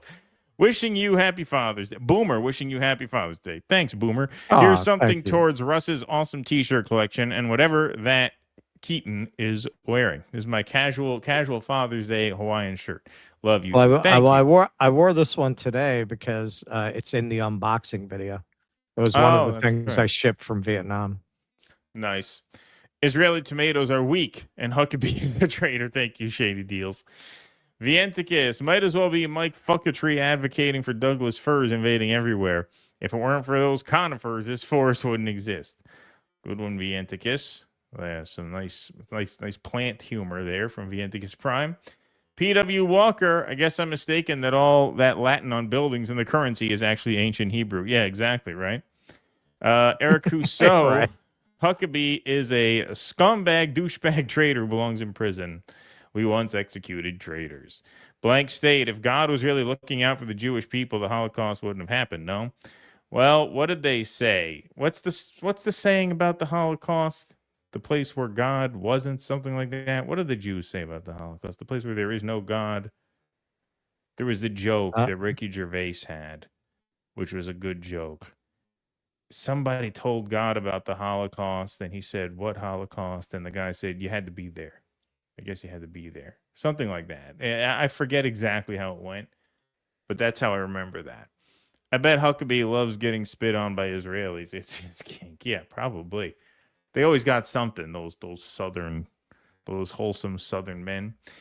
Keaton, happy Father's Day to you and the entire Do Dissident family. Please clap. Well, thank you, Gator Pete. Appreciate that very much. It's very kind of you to say thank you, my friend. The Blue Noble, thanks for the $4.99. Huckabee gets an inordinate amount of press, given that he was the former governor of the shit-kicking hick state of Arkansas 20 years ago. Yes. Well, Shady Deals is an Arkansan, so he has special contempt for the Huckabees. Frankie Checkers, do you have kids, Russ? Why wouldn't you say you don't deserve a happy Father's Day? Russ has 3 kids. He has just as many as me. Yeah. Because I'm not, I wasn't very good at it. Because he didn't raise them. That's why I said. That's all right. You're in touch with him now. Yep. Yeah. He's close with his daughter in London, who he saw in London when he was there covering the Julian Assange. She took him out for jellied eel and unseasoned pot pie, or whatever. Nah, man. See, now we're gonna hear from all the Brits in the comments. Nah, man. I took her where she wanted to go. Look, we went to the Chinatown in London, which is one of the great Chinatowns. Like, you can get great Chinese food in the London Chinatown. There's great food that's not British food. Right, in exactly. London. Well, yeah, it's a But big city. their food. So she wanted to go to a place that was like a high-end British food place. Food fucking sucked, man. Like, that was their, like, high-end version of a Sunday roast. I was like, this is I wouldn't give this to my dog, man. This is garbage. It's garbage. That's where that's where she wanted to go. Obviously, I don't see her a lot. I took her there, but garbage. Well, Ghost Stricklicard. The reason American Christians don't care is because they're making the mother of all apocalypse omelets here. Jack can't fret over every egg. Thank you. Huckabee, it's great that the IDF destroyed Simon Peter's mausoleum. He was the anti-Semitic apostle. Thank you, Ravid Laz. RFK, everything's a scam, everything's a lie. The world can have peace or it can have Israel. It cannot have both. That's right. Comrade Cranky, you think I'm going to celebrate the 250th 4th of July? I fucking doubt it. Thank you, Comrade Cranky. Kenman, IDW Professor Gad Sad is leaving Montreal for Mississippi to escape anti-Semitism and the oppression of Muslims being allowed to pray in the street. Is he really going to Mississippi? It's the first person ever to go to Mississippi. Yeah. First person ever to go to Mississippi to flee anti-Semitism. I don't know what he's been reading about Mississippi, but he is in for quite the surprise when he gets there. Ugly old broad says stuff. I'll do mere indie goy. Produce me a pale face. Thank you. Appreciate that. Benjamin Stieber says, I think Tulsi got on board with Zionism because as an Indian Hindu, she wants advantage over the largest rival religion in India, Islam. Yeah, she's got a hard-on for Muslims. She always has. Kenman, allegedly Eli Lake took the birthright trip, pledged allegiance to Israel, but still failed to get laid. Good one. Good one. Keaton, ready for your Israel birthright trip? Keaton, can we just do it on Zoom? Yeah, right, exactly. Yep. Jolly Man Big Boy, I like that my town is hosting Austria versus Argentina, Hitler's birthplace versus Hitler's death place. Which town is that? Where is that match? I don't know. They just had the Iranian team play in L.A., I think. Yeah, I don't even know which games are going on where. Mike, the Russian bot. I'm starting a new condiment company and just registered Mir Goy sauce. Not allowed to say thank you, Due Dissidents, for the inspiration. There you go. There you go. Good luck with that venture, my friend. All right, we will move right on along. But first, we got 2439 in the YouTube chat, almost to 2525. But for now, we'll go like this. And we're at 1049 in the like column. All right, folks, please do smash that like button if you're here. Smash that subscribe button. We're finally broke that 131,000 barrier. We are fast on the way to 132,000 subs. Yeah, it took a while. Crazy. Took a while. But we're more than halfway now to 132. We're at 131.5 and change. So smash that subscribe button if you have not subscribed. And follow us over on Rumble as well. We got 794 hanging out in the Rumble It's very chat. weird, man. Everybody who's been doing this for like longer than us, they say that happens, man. Like you go through these periods or just like dry spells. Yeah, that's fine. We've been rocking it. Don't bother me none. All right. Let's move right on along here. All right, folks. So what's going on with this Strait of Hormuz? Iran says it is closing the Strait of Hormuz, testing fragile agreement with the U.S. This is a very common way of describing war now, which is X country attacks X country, testing fragile truce, testing fragile ceasefire, right? So let's read up a little bit. Iran's military command said yesterday, it is closing the Strait of Hormuz in response to Israeli strikes on Lebanon, according to state media, testing a fragile ceasefire agreement intended to lead to a broader peace with the United States. After the announcement of the closure, Iranian and U.S. officials, including Vice President J.D. Vance, set off for Switzerland for more high-level talks, which are scheduled to resume on Sunday. Stranded vessels had cautiously begun to transit the Strait of Hormuz after a preliminary agreement between the U.S. and Iran in which the countries agreed to lift all restrictions on movement through the strategic maritime corridor. U.S. Central Command said movement continued through Saturday, stating that 55 merchant ships and 17 million barrels of oil passed through, and denying that the strait is closed. A core element of the ceasefire agreement calls for an end to hostilities by Israel against Lebanon, of course, requiring the Trump administration to press Israel to halt its attacks on Iran's proxy, Hezbollah. U.S. intelligence agencies have warned the Trump administration that Israeli Prime Minister Benjamin Netanyahu is likely to remain intent on continuing military operations in Lebanon, a posture that would undermine President Trump's effort to reach a more permanent peace deal with Iran. So at 9 a.m., J.D. Vance claimed the Strait of Hormuz was open on Fox News. At 10 a.m., Iran announced the strait remains closed. Adam Mockler says it could not be more clear that the Trump administration has absolutely no control over the situation right now. Here's J.D. Vance on Fox News yesterday morning. On the ground now for a few hours, dealing with some of the technical elements of this negotiation. As you guys know, one of the things the president has set us out to do as a high priority is to open the straits. That's now happened. We actually got 16 million barrels of oil out of the Straits of Hormuz yesterday. That is a record going back to even before the conflict started. So you're seeing those ships move. Okay. So perhaps here's some clarification. Okay. Some merchant vessels are crossing the Strait of Hormuz right now, all of them Chinese-owned or U.S. sanctioned. One of them is a Greek-owned bulk carrier from Bandar Imam Khomeini. So it could be that certain ships are going through, just not U.S. ships. They're saying 55 vessels went through. A lot of reports suggest that a trickle of vessels had been going through before the supposed closure. So it is a tad unclear as to what the traffic is through the Strait of Hormuz, but it doesn't seem like much is going through.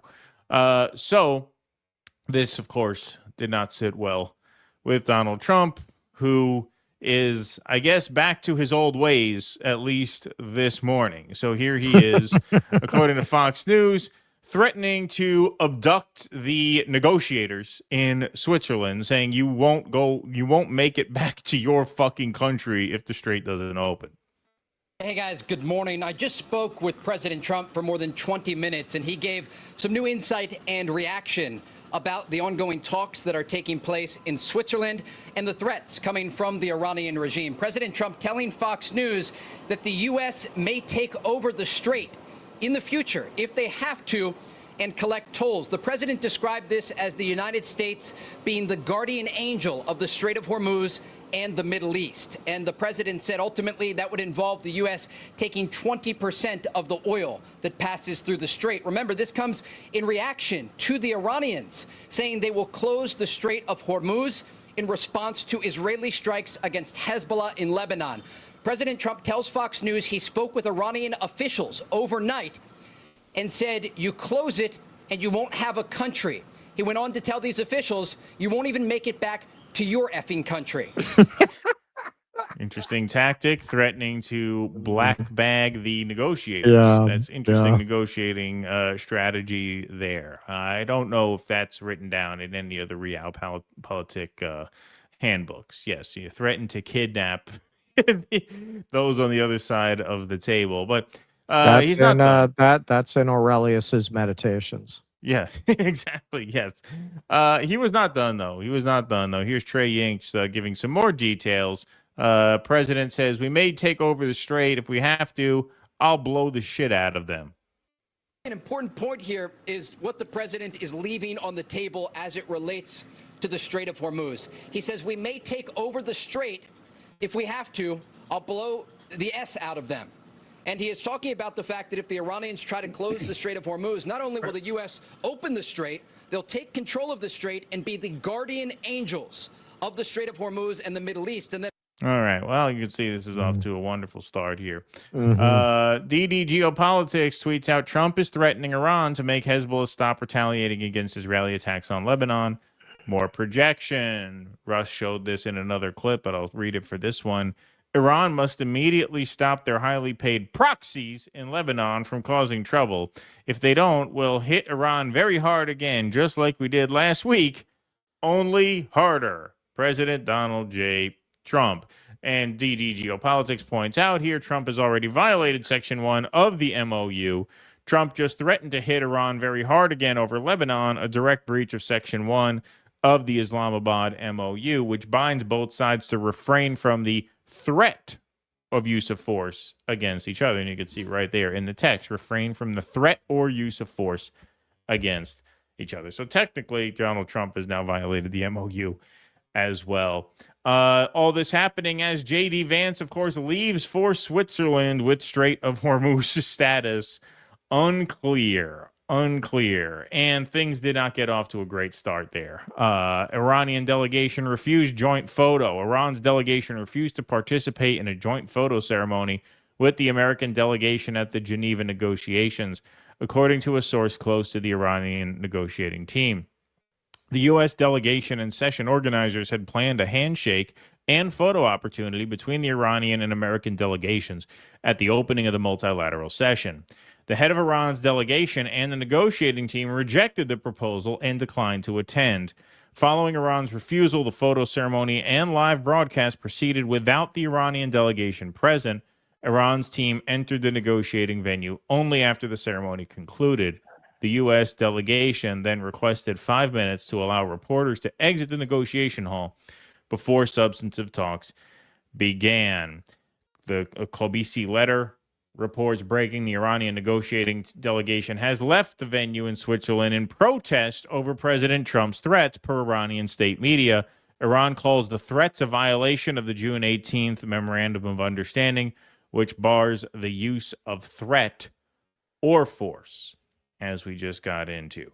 So here is some kind of amazing video here. U.S.-Iran peace talks failed. The U.S. delegation, led by J.D. Vance, entered the meeting arena first.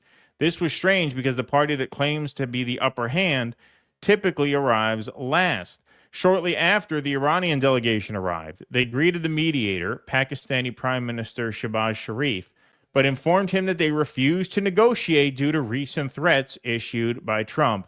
They didn't meet Vance and abruptly left. A panicked Sharif frantically requested his boss, Field Marshal Munir, to intervene, but Munir also appeared helpless.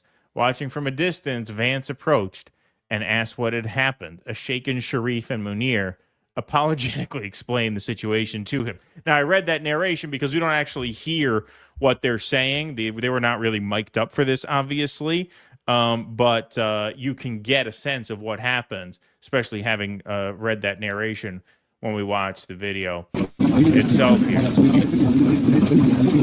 So that's Sharif, that's the Pakistani mediator.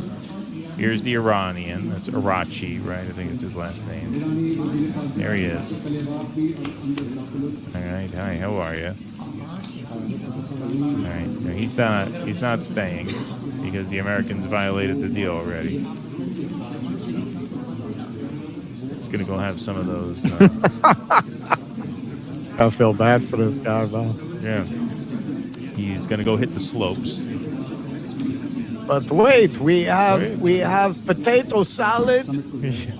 My wife worked on it all night. Yeah. There's Vance. You have to try Vance's chili. It's just the right level of spice. I know what you like. Stay. Now here's Vance being informed that they left. Yes, he left. He's not staying. He tells you if you want to talk to him, you go to men's room. He draw a cartoon penis on inside of bathroom stall and write phone number. So you call him at that number if you want to talk to him. He say if you need bull for wife, you call him. Yeah. Yeah. You call him, he take care of you. Again, Everyone look for cartoon knows she's penis not in bathroom happy. stall. Yeah. And that's how you talk to him. But yeah, wow.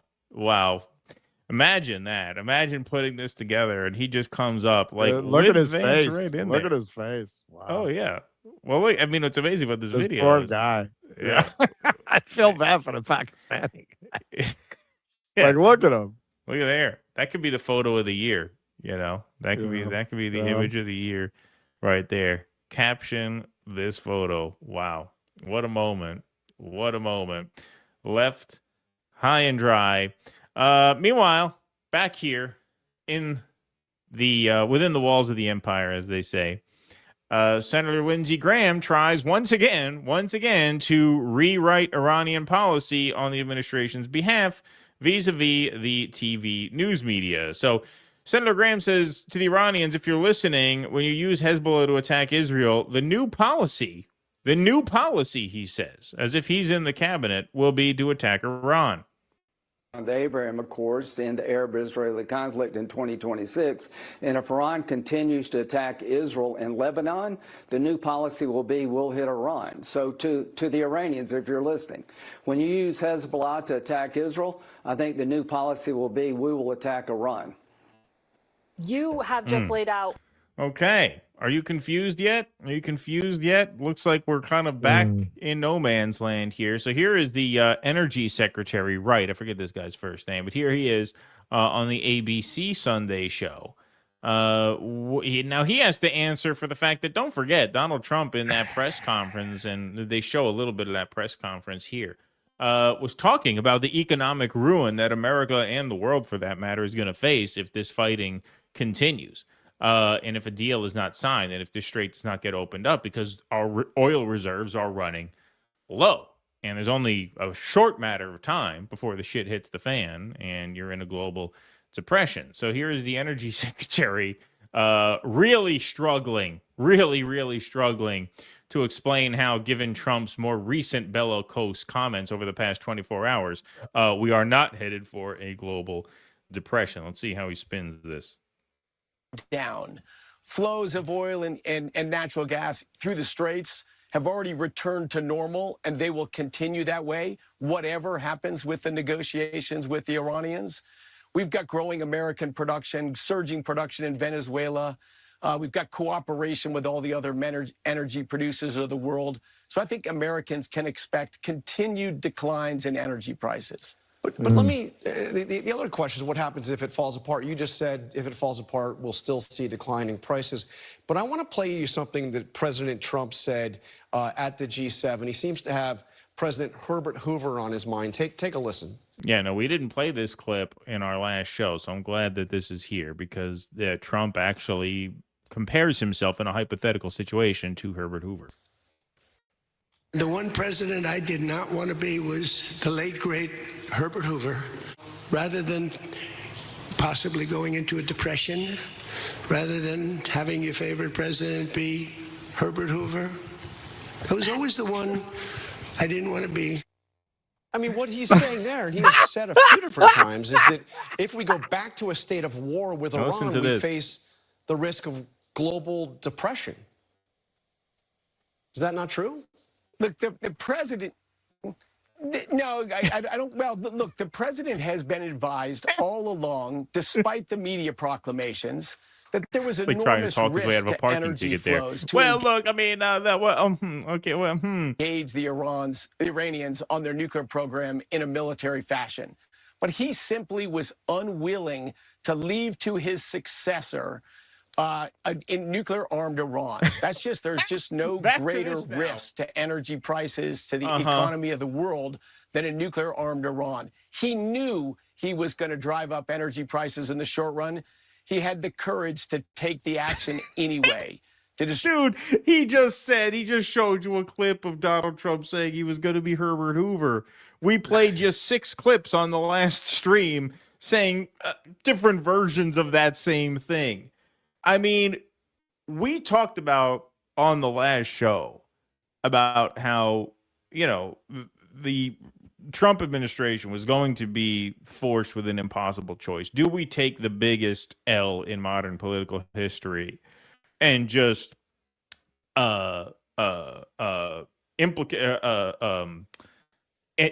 enact, I should say, the terms of this MOU and just basically, you know, knock down our king, Iran wins, right?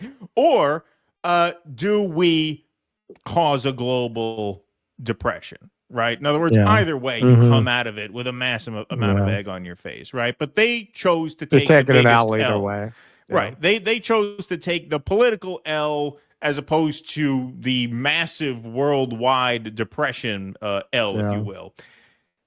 What they're doing here now is risking compounding that political L by 100 times because at this point, you've already signed the MOU and you've already gone out in public on stage with your cabinet standing in back of you and said a big reason why we signed this MOU and hope to implement this over the next 60 days is because if we didn't, there was going to be a global depression.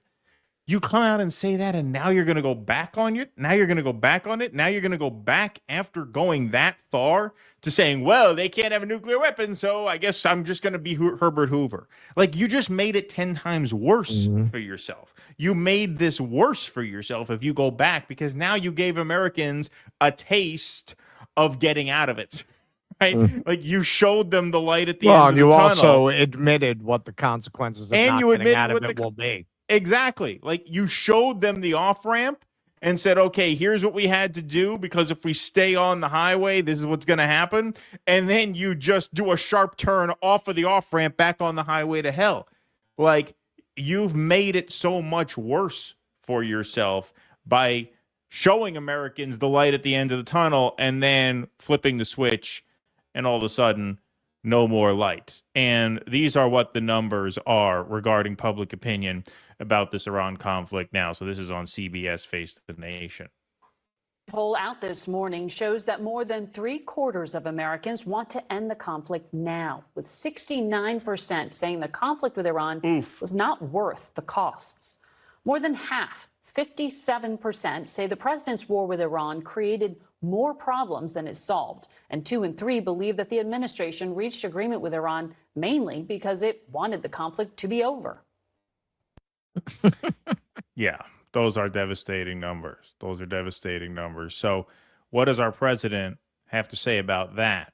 Well, we're going to go to our real president, of course, who doesn't care about poll numbers because we don't vote for this president, but he may as well be our president. Here is Benjamin Netanyahu at the Jewish News Syndicate today, bragging that he does whatever the fuck he wants and doesn't matter what the Americans tell him.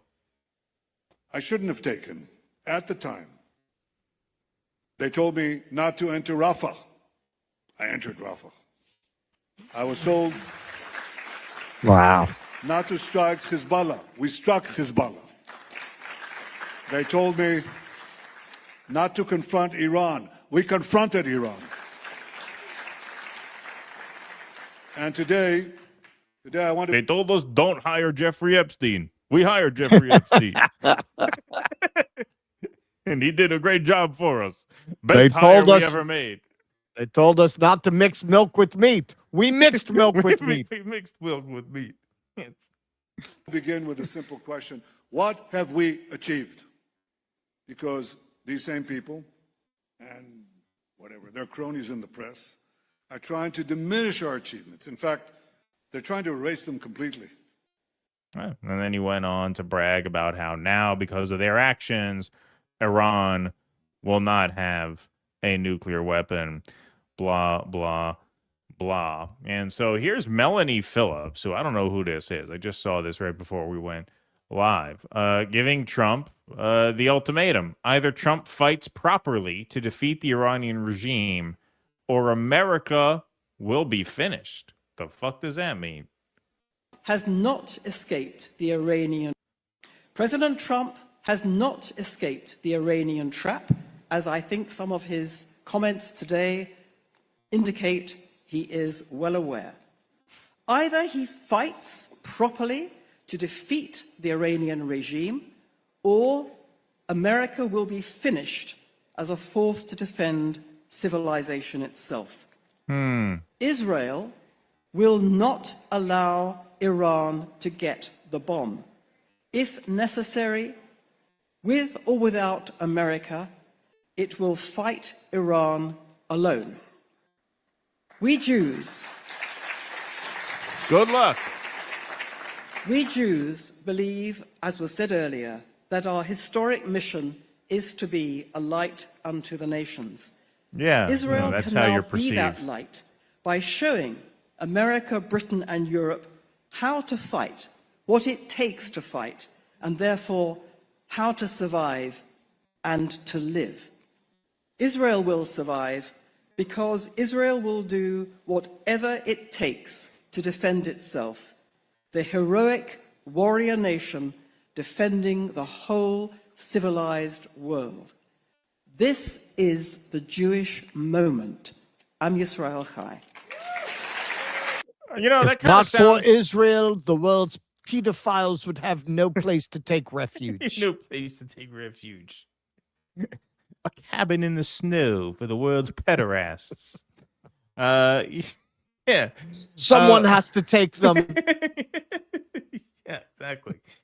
It sounds like a threat of nuclear weapons, really. And there are people who have said that, you know, part of the reason why Trump is going along with this is because there's the threat of Israel using nukes if the Americans jump ship, right? Which, I mean, when you hear things like that, Israel will do what it takes.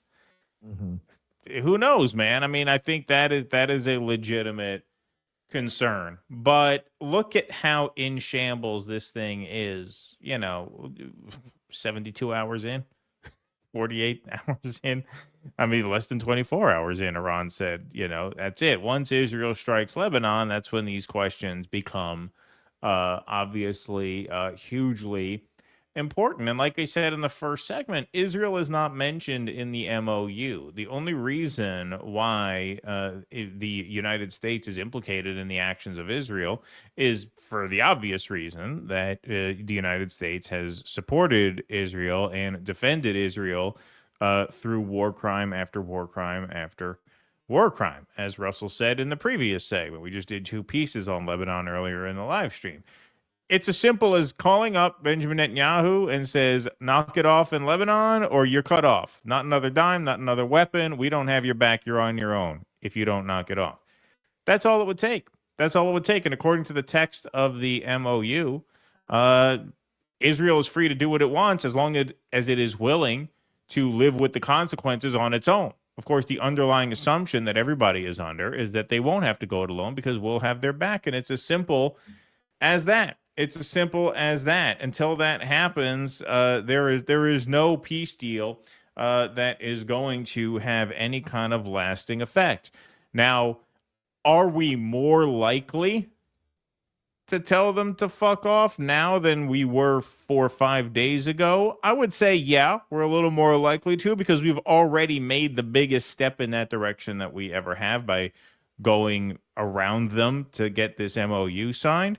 But smart money is still that we're going to have their back, and that's why Iran suspended these talks, or not suspended the talks, but it's why they protested these talks. Like, hey, show us that you're ready to act in good faith, or we're not going to talk here.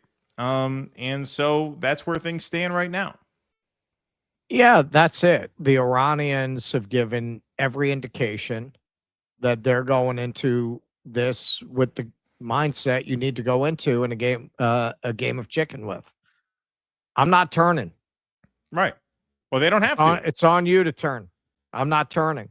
I mean, hey, the United States has awesome firepower. They could wreak enormous havoc, but Iran can also make the Middle East uninhabitable. And choke the world economy off. That's the game of chicken, right? And the Iranians have made it clear, no, fuck you. We're not going along. You want to talk shit. We're not going to sit here and eat your shit. And Donald Trump is temperamentally and intellectually completely unqualified for the job.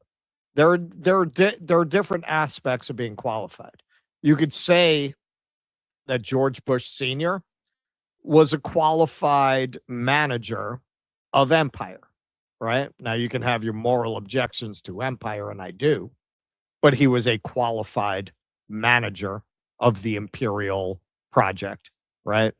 Donald Trump is not in any way, shape, or form. And as a result, he's not able to manage his behavior for 48 hours. You won't make it fucking home. Like, what did you think was going to happen?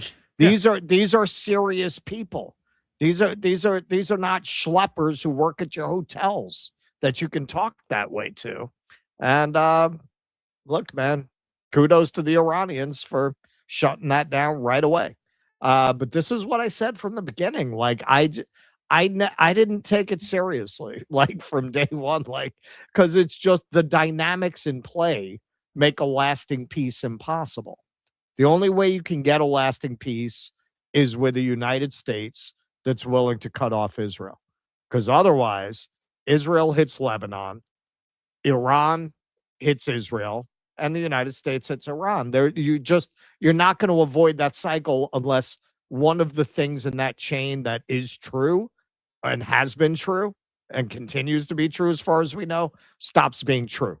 Either the Israelis aren't going to hit Lebanon, the Iranians aren't going to defend Lebanon, or the United States isn't going to defend Israel. Until one of those things isn't true, no memorandum of understanding is going to create a peace. Well, yeah, and look, Trump goes up on stage for an hour straight. We covered it. It's fascinating. And basically admits that he has no leverage. He has no cards to play. He admits it's unfair to demand that Iran completely disarm. I mean, he criticizes Israel for essentially perpetrating genocidal violence against Lebanon. He didn't use that word, but he said they're taking down buildings unnecessarily. He trusts Al-Qaeda to be more precise in their targeting of combatants than the IDF. He goes up there and basically runs down the litany of talking points that every critic of this war has been repeating since day one of this war.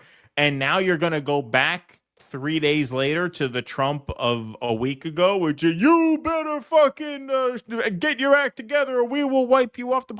Do you not remember what you just said? Like, again, you made the political situation 1,000 times worse for yourself than if you had never said anything, if you go back on it now. And this is where, Look, I've said my take on this has always been something's got to give. It's an impossible situation because you're right. The dynamics are such that one event would lead to another, would lead to another. Let's not forget, Israel is not willing to fight Iran on the battlefield. They said we're not sending the IDF into Iran. The implication is that if there's going to be boots on the ground, it's going to be Goy boots, not our boots, right? So, okay, so we know that they're not actually going to go and fight their own war in that way. Might they drop a nuclear weapon? Yeah, that's totally possible, and that's totally terrifying, and that's the X factor here. We with don't their know proximity to Iran, though, how can they do that? Well, there's that's what no I mean. way. There's no way they don't get hit with the fallout. Yeah, I mean, look, it's very uncertain. I mean, we just don't know enough to really speculate intelligently about that with any degree of accuracy. But what I can say is that, you know, they do not want to fight Iran themselves. They want us to fight them for them. And so we've already done more than I thought we would do in terms of like defying them. Just by getting this thing signed. And so the more you go in that direction, the more all in you are and better be. Otherwise, it's just going to be all the more disastrous when you reverse course. Like at this point, are they actually going to turn around and say, no, never mind. I guess I am Herbert Hoover. Enjoy your $10 a gallon gas going into the midterms. We're going to take Carg Island. Like, is that what they're going to fucking do at this point? And there's a lot of space between that. Like we were talking offline, maybe we won't put boots on the ground, but maybe we'll keep this sort of stalemate going, this ceasefire going where we hit them and they hit us. We say, no, it's a ceasefire. We're just going to hit. Who knows? Maybe that timeline extends past the midterm. You have these fucking pieces of shit like Ben Shapiro and Mark Levin saying, yeah, just okay, maybe we have to keep the shit to shoe level until after the midterms. I mean, just saying out loud, yeah, once we get the votes, we'll go have an all-out war. It's an amazing time to live through. It really is. What a clusterfuck. What an absolute clusterfuck. I think Tim Dillon puts it best here. Let's take a listen. Iran has won in ways you can't even imagine. You cannot even imagine how stupid this and what an embarrassment this has been for the Trump administration. I mean, Iran is stronger now. Now it's gonna build nukes. Why wouldn't it? And Iran's wanted some of this stuff for years, like the sanctions, the UN Security Council stuff. They've wanted this for years, and attacking them and not being able, again, unprovoked attack from the United States government and Israel, bombing school children as they sat there, unleashing utter chaos in the region, has resulted in Iran is coming out of this stronger and better than ever before. And here's the deal. I kind of love this for Iran. Iran is in their new era. I love this era for Iran. Do you not love this era for Iran? I actually love this for them. I love this era for Iran. It's an Islamic Republic summer. Brought to you by the Donald Trump, J.D. Vance administration. You stole my joke. Mine was better. I called it the hot Persian summer, which is better than Islamic Republic summer. But send him a note. Yeah, I should send you a note. I said, look, if you're gonna steal my joke, just do the joke and make it the good one. Islamic Republic summer does not work. Hot Persian summer works. But yeah, he sees it. He sees it. Everybody sees it. There's no winning this. You've already admitted you lost. You went on stage for an hour and admitted you lost. Now, the question is, are you willing to compound that humiliation by, after admitting you have no cards, going back to war anyway? I mean, we're living in times, everything now is without precedent, so you never know. But, man, would that be something else? Miriam Adelson owns that ass, man. Yep.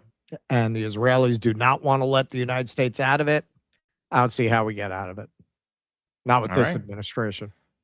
We shall see. You don't trust J.D. Vance? He looks like a strong man.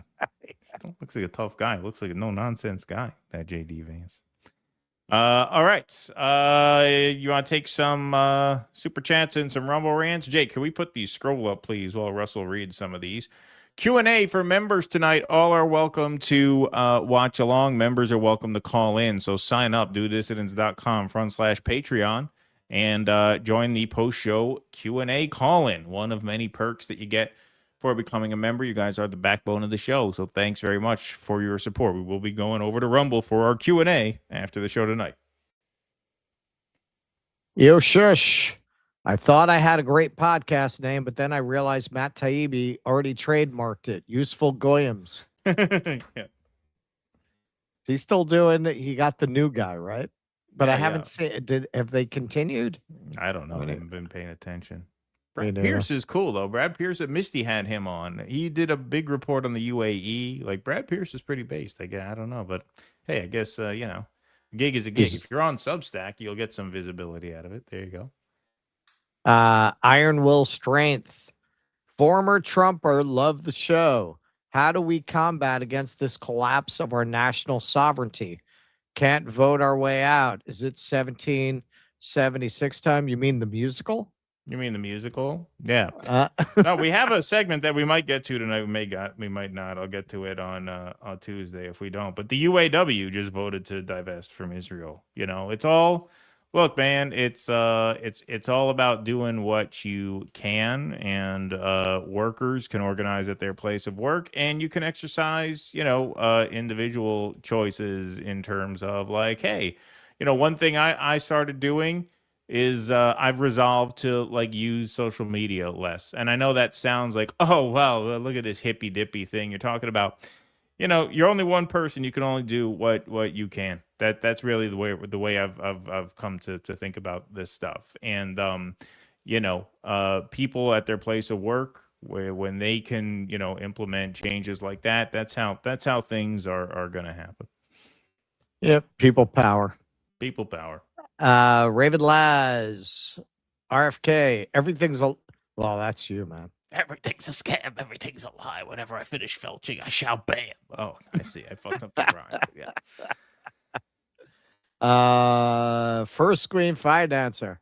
I want to nominate which should I go for Dissident of the Month for all the rallies he's been to this month so far. Russell, let's go for lunch on me, daughter. Thanks, Dad. Russell, this is bullshit. Yeah. I mean, the food was garbage, man. We did go to Chinatown the night before, though, and I had Peking duck that was amazing. Raven Laz. Got that one already. Russell's Peasant Mind. When I think back on all the anti-woke media I listened to back in the day, I feel small. I feel stupid. I feel like a peasant. Look, man, I was into that too until I went to douchebag dialogues. Look, there's a valid critique there, but that's the point. They're using that to shuffle you into a State Department Zionist foreign policy. They're using that and they're slipping it in. It's the same thing with the nerd channels, man. The nerd channels, I don't know if these guys are directly compromised or if they're just afraid of running afoul of the audience of basement dwellers they've cultivated. They're kind of like MAGA adjacent, and daddy is in the pocket of Israel. I don't know, man, but they'll talk about stories that have an Israel angle like CBS and Paramount. They won't touch it. They won't touch it. Right. And none of them. They will not talk about that at all. Michael Castillo. We were at the game last night. We were heading back to Pottstown, Pennsylvania from Cooperstown, New York. We visited the Baseball Hall of Fame. It's such a beautiful state. Cooperstown is a beautiful town. Cooperstown's a really, really beautiful city. Yeah. And the Baseball Hall of Fame is great, but the whole town is great. They took me there in summer camp. And I remember I said to the counselor, so what? You're just supposed to celebrate people for physical prowess? And he was like, yeah. I was like, yeah, I don't see the point. I think I was like 13. Alex Put a cigarette out in Jackie Dasilebe. Robinson's eye. No. No, I mean, I still don't get it. RFK Jr. Marco, I got a peek at the memorandum of understanding. You're going to need some Botox and raw milk before you get on stage. Here, wear my shit river exercise jeans. Yeah, he was not happy. PW Walker, people like Bibi and this boomer woman are setting nations alight. I mean, I think you'd be hard pressed to find a time in human history where the ruling class was more out of touch with the will of the people. Even in monarchies, they understood that you can create uprisings and social unrest if you don't keep shit to shoe level, right? Like the idea that monarchs governed with a sense of absolute arbitrary exercise of power. The bad ones did, better ones didn't. Like that wasn't the understanding of the monarch gig. Like just do whatever the fuck you want. Well, speaking of the monarchy, oh, sorry, go ahead. Our leaders basically are governing worse than a monarch would have Keir Starmer, covered, or a he's halfway resigning tomorrow. decent one. I know. Forced him out. Speaking of monarchs, we'll cover that on Tuesday because we're live Tuesday. Yeah. Oh yeah, by the way, Tuesday night is New York primary night, so vote for Jose Vega if you're a Bronx dissident, of course. And we've got a lot of races to cover Tuesday night. I think the polls close at 9, so we're going to start the show at 8 because we're going to do segments plus results from the New York primary. So no afternoon show on Tuesday. It's going to be a night show. So rather than start at 1 o'clock p.m., we're going to start at 8 o'clock at night. It'll be a late night election results special. Those are fun. Cool Blue, by the way, if you're watching, I'll DM you. But I'll make this simple now in case you're watching. You're welcome to join us Tuesday night if you'd like. I'll DM you a formal invite. This is where I wish I did not live in a base neighborhood, because I am wearing my No More Wars for Israel t-shirt to go vote. And I wish I lived on the Upper East Side. Yeah. That would be funny. In Harlem, people are going to be like, where'd you get that shirt? Yeah, exactly. I want one. Pete Sweet. Bibi sounds like Hitler when he ridiculed FDR, warning of a list of nations not to invade. Well, we ain't. Donald J. Trump is no FDR, my friend. That's right. Wasim Garani. Melanie Phillips is a huge British Zionist who has denied the genocide and has said the most vile things about Palestinians. Yeah, man. I remember a clip of hers went viral. Yeah, she sounds familiar. The name sounded familiar to me. I forgot who she was. Yeah. Now that I see her, yeah. Like in the last 6 months, she had a clip go viral. Owen Jones has gone toe-to-toe with her and others in the UK. Oh, okay, cool. I mean, at this point, if you remember when I went to cover the Assange thing, the suppression of speech was just starting to get coverage. And I asked some people like, well, aren't you worried? And they seemed to think I was overreacting. Nobody's saying that now. No, not now. Well, I wouldn't go to England now. No, me neither. Not with this gig. Russell's Peasant Mine, much like Prussia, Israel is an army with a state. Yeah, pretty much. Monkey Rotary, I blame the boomers for this bullshit. Die already. No, that's for that wasn't us. Yeah, that wasn't us. You know, we didn't say that. We didn't say that. Stoop sign. I've been doing. He'll take the heat off of us now. They'll yeah, exactly. Go after that guy. Yeah. Stoop sign. I've been doing anti-Israel graffiti and got on the cops' radar. Way more than 20 years of apolitical graffiti and drugs forced me to take serious OPSEC measures and quit something. Yeah. All right. Why don't we do quit our? drugs? Oh, go ahead. Yeah, Savmad. He had a 4-hour meeting with Lindsey G. He went from saying reasonable things to saying we will charge a toll. Do not let him talk to LG. Well, he's not talking to LG. He's talking to who he works for. Yeah, exactly. All right. Why don't we do our final segment of the night? I'll save UAW for Tuesday since we're gonna need material depending on how late the night goes anyway. So I'll keep that one in my pocket for Tuesday. We'll do one more tonight. The Obama Library. Okie doke. Last call for alcohol.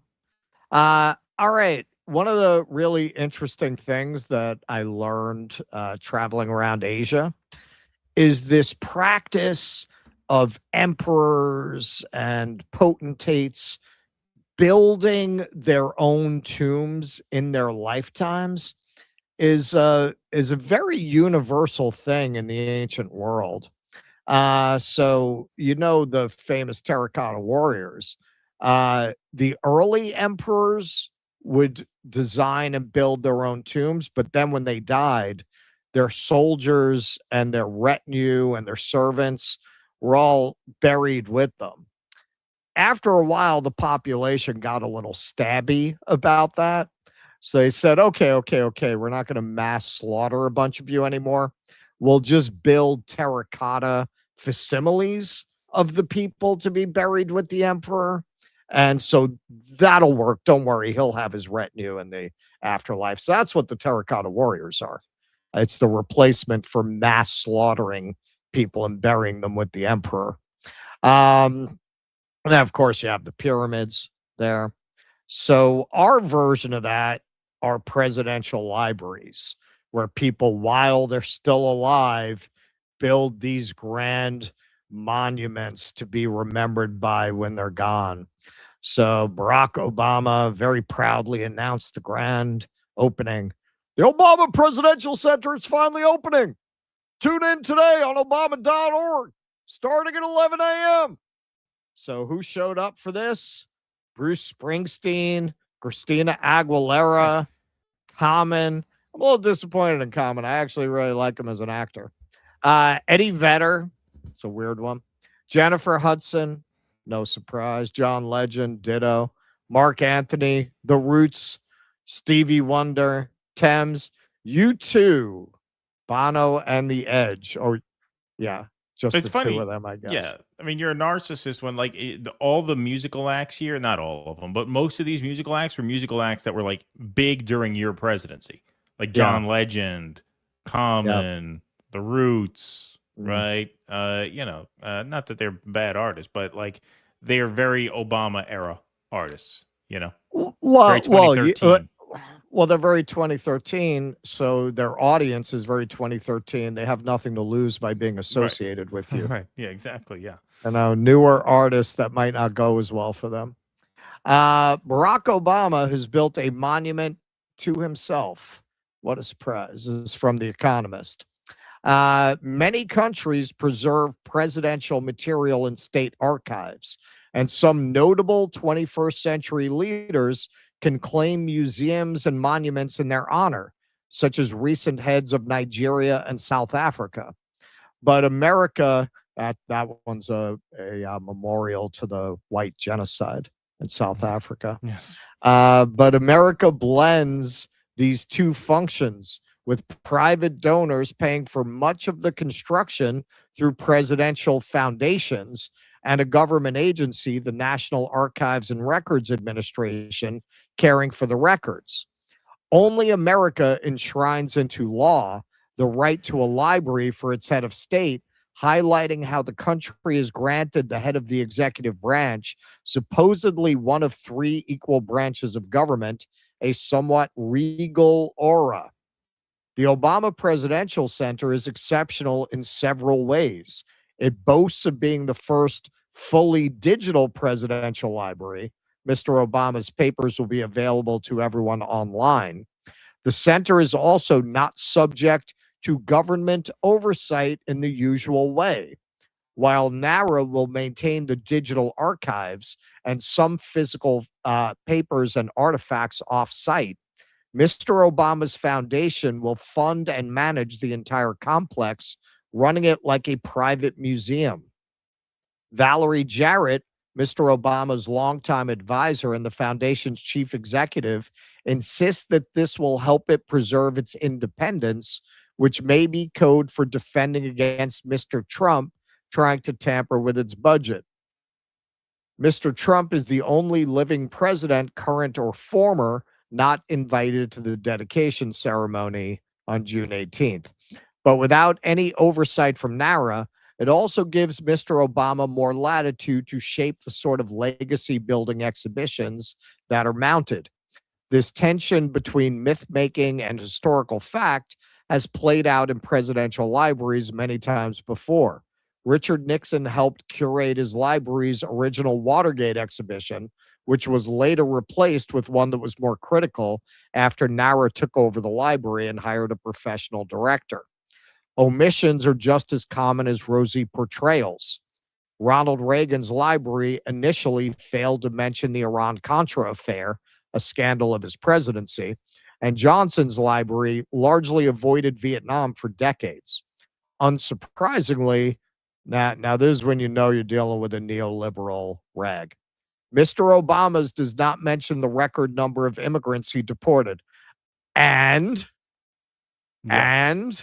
because I'm going to get into some other things that I'm sure are not discussed in this library. And yeah, I don't think it's about Trump, because when they first started planning this library, Trump wouldn't have been the president. So wanting this level of control, I would argue, is purely about narrative management. And has nothing to do with Trump won't be president, presumably, when Obama dies, right? So why would it be about that? So here they are, though. There's Hollywood for the non-beautiful people, partying it up.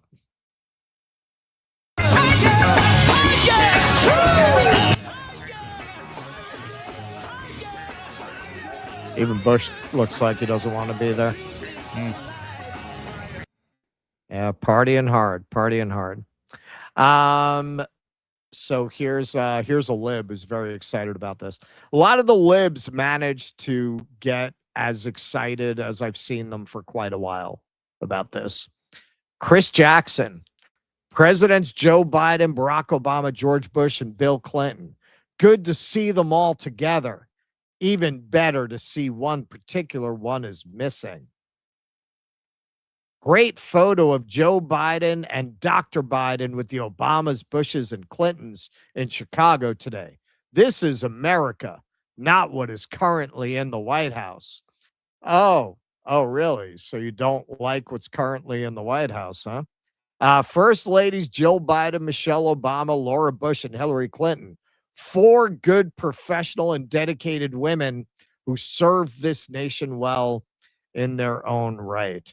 One is at least partly responsible for slave markets in Libya, and one is responsible for propping up a man that she certainly knew had a melting brain to run for the presidency. So if you really hate Obama, if you really hate Trump, rather, you should really hate a lot of these people. This is from David Sirota, writing for Jacobin back in 2021. Dems didn't aid struggling homeowners in 2008. Trump reaped the rewards. Ultimately, between 2007 and the end of Obama's first term, banks foreclosed on more than 4 million households who were unable to use cram down, that's getting a judge to write down your debt. In the same way, corporations and wealthy investors can use the provision to shield their own property. Researchers conservatively estimate the cram down may have prevented roughly 600,000 foreclosures and maybe significantly more. Data compiled by the Center for American Progress suggests that Trump ended up turning the foreclosure disaster into a huge political opportunity for himself, increasing Republican electoral support in areas that were particularly hard hit by the housing crisis. Quote, Larger proportions of underwater homeowners were prominent features of counties where support for the Republican Party increased from 2012 to 2016, compared with where the Democratic Party gained or maintained a foothold in 2016. CAP's analysis found, in addition to declines among suburban and rural voters, Democrats experienced shrinking margins of victory in several distressed metropolitan areas. This may have played a role in turning Michigan and Wisconsin from blue to red in the 2016 presidential election. So if you're a lib who really hates Donald Trump, you should hate Barack Obama, shouldn't you? Shouldn't you hate this guy? He didn't lock up a single banker. And not only that, this article doesn't get into that. He prosecuted homeowners who lied on their mortgage applications rather than to prosecute the bankers who rigged the entire economy. And hey, you're very excited about Hillary Clinton there. Should hate her too if you don't like Trump. How the Hillary Clinton campaign deliberately elevated Donald Trump with its Pied Piper strategy. This is kind of a classic article from Salon. You know, it was funny. I haven't been down this road for quite a while. You go back and you find a lot of people who are in independent journalism now used to be in good standing with outlets like Salon. This is by Ben Norton. Ben Norton wrote this article. I wouldn't hire him at Salon now, that's for sure. Well, our friend Anish Shivani used to get published in Salon quite a lot. Oh, did he? Yeah, did he? yeah, I didn't even know that. Yeah. Well, here's somebody else who would never get hired to write for Salon, our friend Professor Zenkis. Just a reminder that Barack Obama is a war criminal who executed an American citizen and his 14-year-old son overseas and dropped 26,171 bombs on poor people, including children in the Middle East and Africa in 2016 alone. Thank you. The libs don't want to talk about that. Yeah, you know, it's not helpful right now. It's not Anthony. helpful. It's not helpful. It's not helpful. That's not moving things forward. Yeah, it's not we moving need to move things forward right Yeah, now. it's We not moving need forward. to be united, Yeah. not divided right Yeah. now. So here's Michelle Obama singing her husband's praises. Every step of the way. Love you, babe. Oh, so please indulge me for a moment because I'm going to take a little time to do something that I know my husband will not do today, and that is to fully sing his praises. You know, next to those other three first ladies, Michelle seems tall. That's all I'm saying. Barack. That's all I'm saying. You got to look Just at saying, me. she seems kind of tall.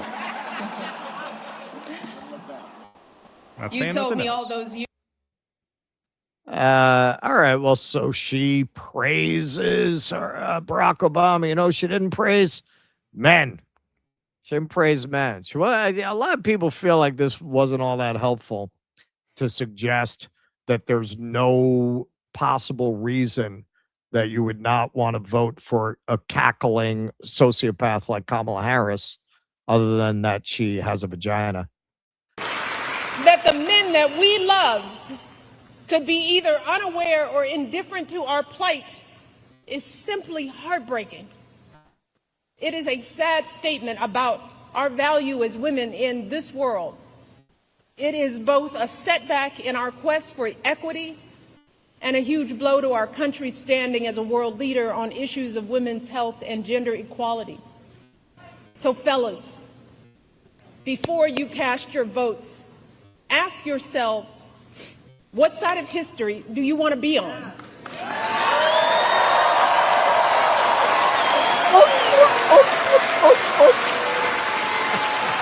Now, I recognize that there are a lot of angry, disillusioned people out there, upset with the slow pace of change.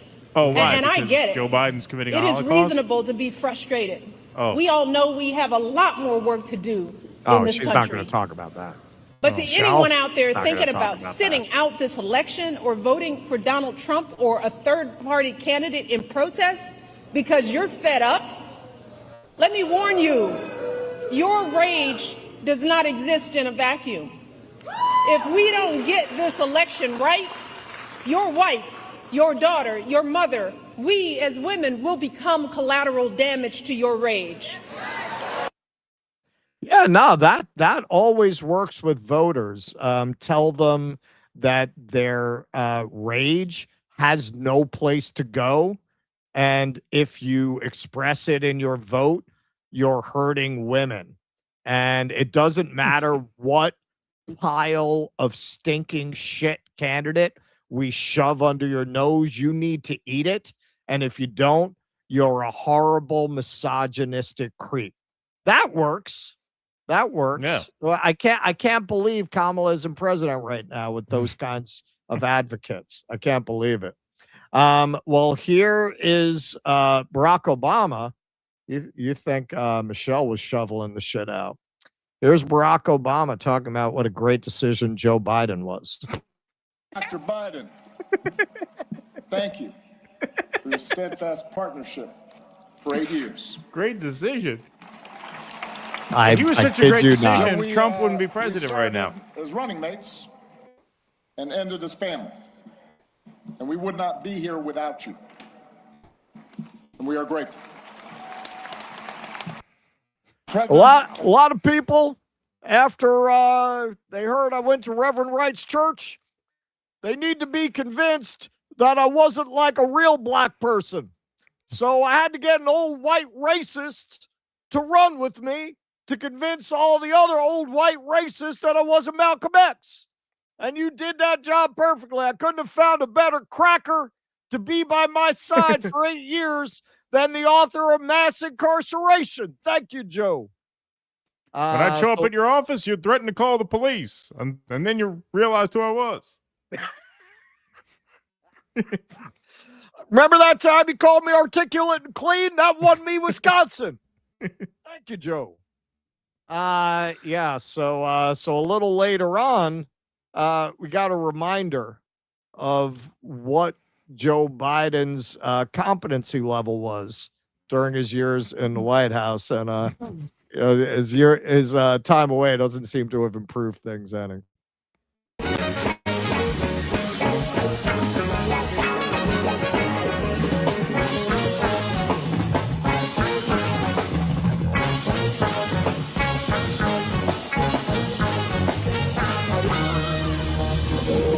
Oh my God.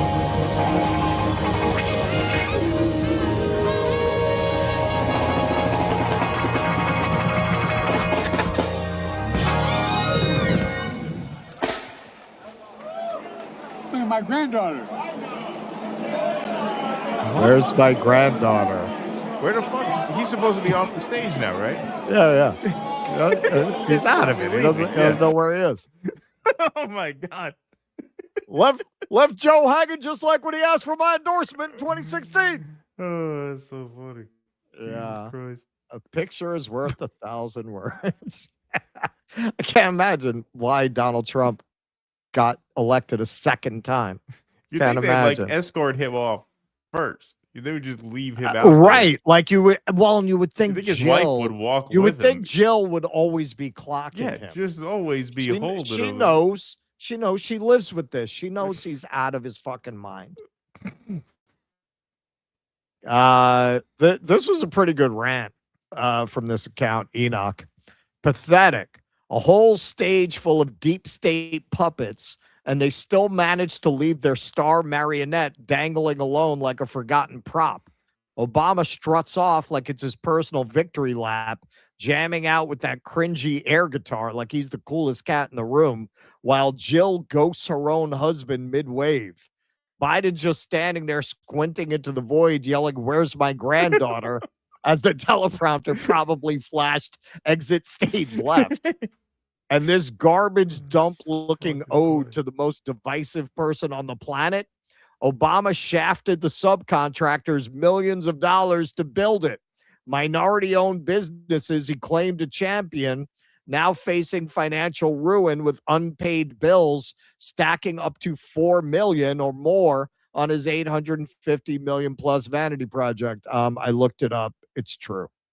Over 1 million views of the most powerful man in the world reduced to waving at ghosts. This wasn't a presidential center opening. It was a public dementia reveal with a celebrity soundtrack and Obama's cringe life rock star fantasy. The puppet string snapped on live TV. Even the deep state is embarrassed. Enoch, get in touch, man. We're looking for writers. That was pretty damn good, my friend.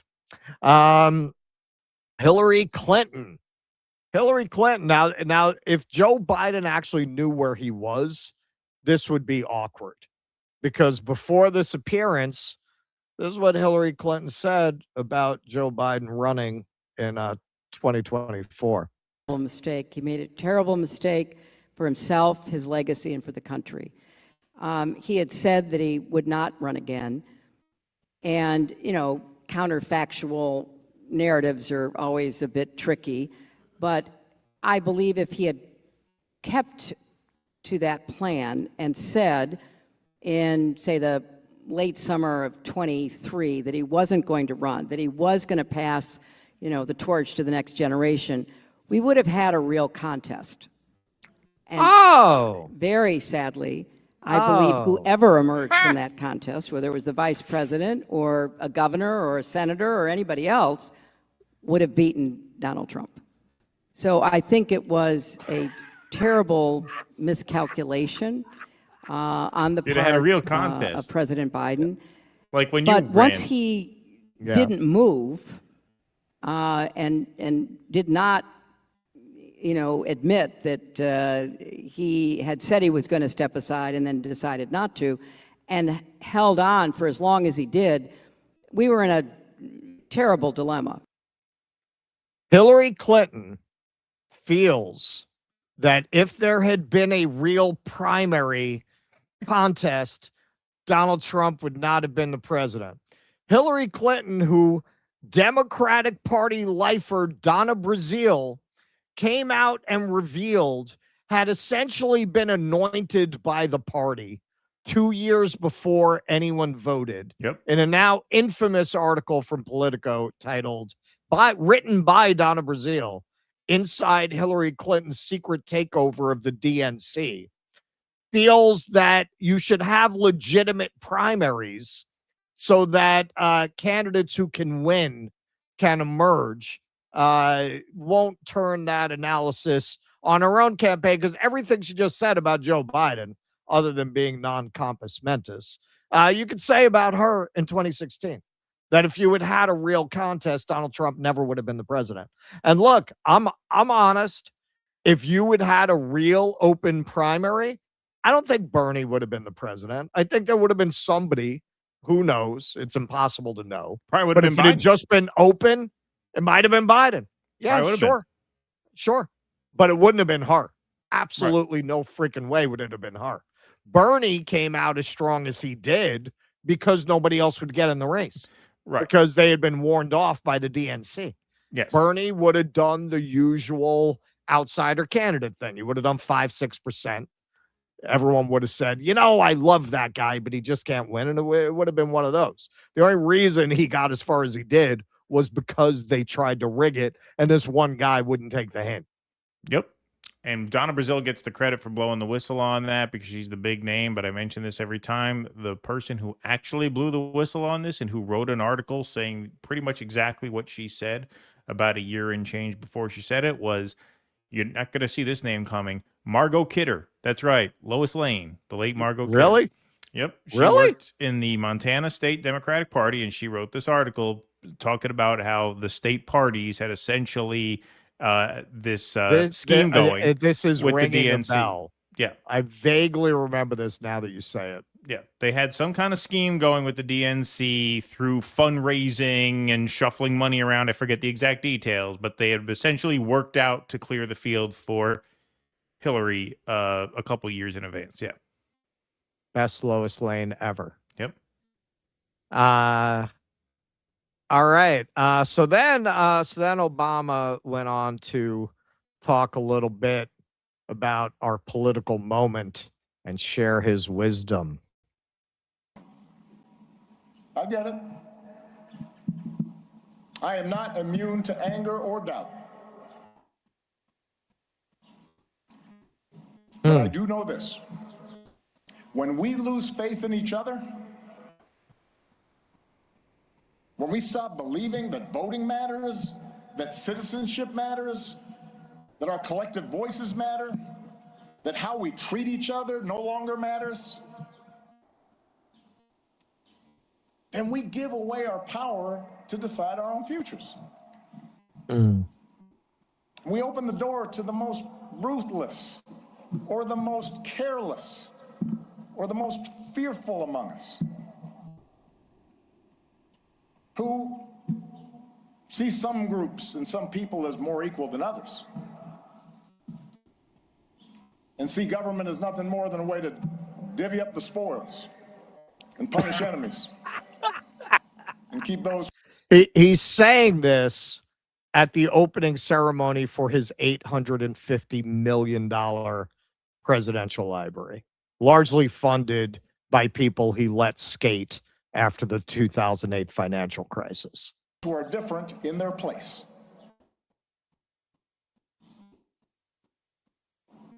I do not believe that is the story of America that prevails in the end. I don't believe it because for us to give up, for us to give in now, after all this country's been through, to cynicism and division would be a betrayal of our founding ideas. A betrayal of our faith. And I remain convinced that the overwhelming majority of Americans feel the same way. I cannot believe that a country founded on slavery and genocide is collapsing into fascism. That's not who we are. That as unsettled as we are, people aren't looking for perpetual anger and division. They are looking for fairness and common sense and mutual respect. That deep in our gut, we want to find a way to turn towards each other again, not further away. All right, so Obama loves to sing this song, basically like the guy who shit on the carpet, talking about how terrible it is that the carpet's stained. Somebody shit on the carpet. Yeah. Who would do something like that? Yeah. We've got to clean that carpet. We got to clean the carpet. We got to protect that carpet from carpet shitters everywhere. Nobody has more to do with political apathy and the political moment that we're in than Barack Obama does. Nobody. I think you would be hard pressed to find a figure in American history who abdicated the opportunities presented by their historic moment and the potential that it held within it than Barack Obama did. I don't think you could find anybody in American history who shit the carpet as badly as Barack Obama did, who had as much opportunity and squandered it as badly as he did. And certainly in the moment that we're in, there is a direct line from the disillusionment that he created with his presidency and the fact that we wound up with Donald Trump anywhere near the White House. I have said this time and again, many people have. If Barack Obama had locked up the bankers, Donald Trump would not have been president. No way. Of course. No way. So here's the kind of thing that might make people feel like voting doesn't matter. This one's for you, Jacob. This is from the World Socialist website. Citigroup chose Obama's 2008 cabinet, WikiLeaks document reveals. 1 month before the presidential election of 2008, the giant Wall Street bank Citigroup submitted to the Obama campaign a list of its preferred candidates for cabinet positions in an Obama administration. This list corresponds almost exactly to the eventual composition of Barack Obama's cabinet. Well, that's the kind of thing that when people find that out, they might feel like their vote doesn't matter, right? When they find out that you could vote for this hope and change guy and his whole cabinet is going to be picked by Citibank, and then not coincidentally, the administration won't prosecute any bankers. How about that's this? it. That's it. That you're only reading the top. Why don't you read the whole article? It'll only take you 8 minutes to read the whole article. You don't have 8 minutes to read the entire article. You just read the headline and stop. I'm telling you, it'll only take you 8 minutes. Why don't you expand your knowledge and read the whole thing? For a second, I thought you were serious. I was like, Keaton really hates Obama, man. Jesus. It wants me to read that whole article. It's like freaking 10 years old. You got to watch the so- Q&As in order to get that bit. Yes. Yeah. That's a DD in joke. Yeah, it's an in joke. And then what does he do when he gets out of office? He starts showing very passionate, politically engaged progressives who, even after the rigging against the Sanders campaign, decided to heed Bernie, largely Bernie's call to stay inside the party, change it from within, right? A lot of us, myself included, decided to give that a try. And the first real battlefield, if you remember, was Keith Ellison for DNC chair. And what did Obama do?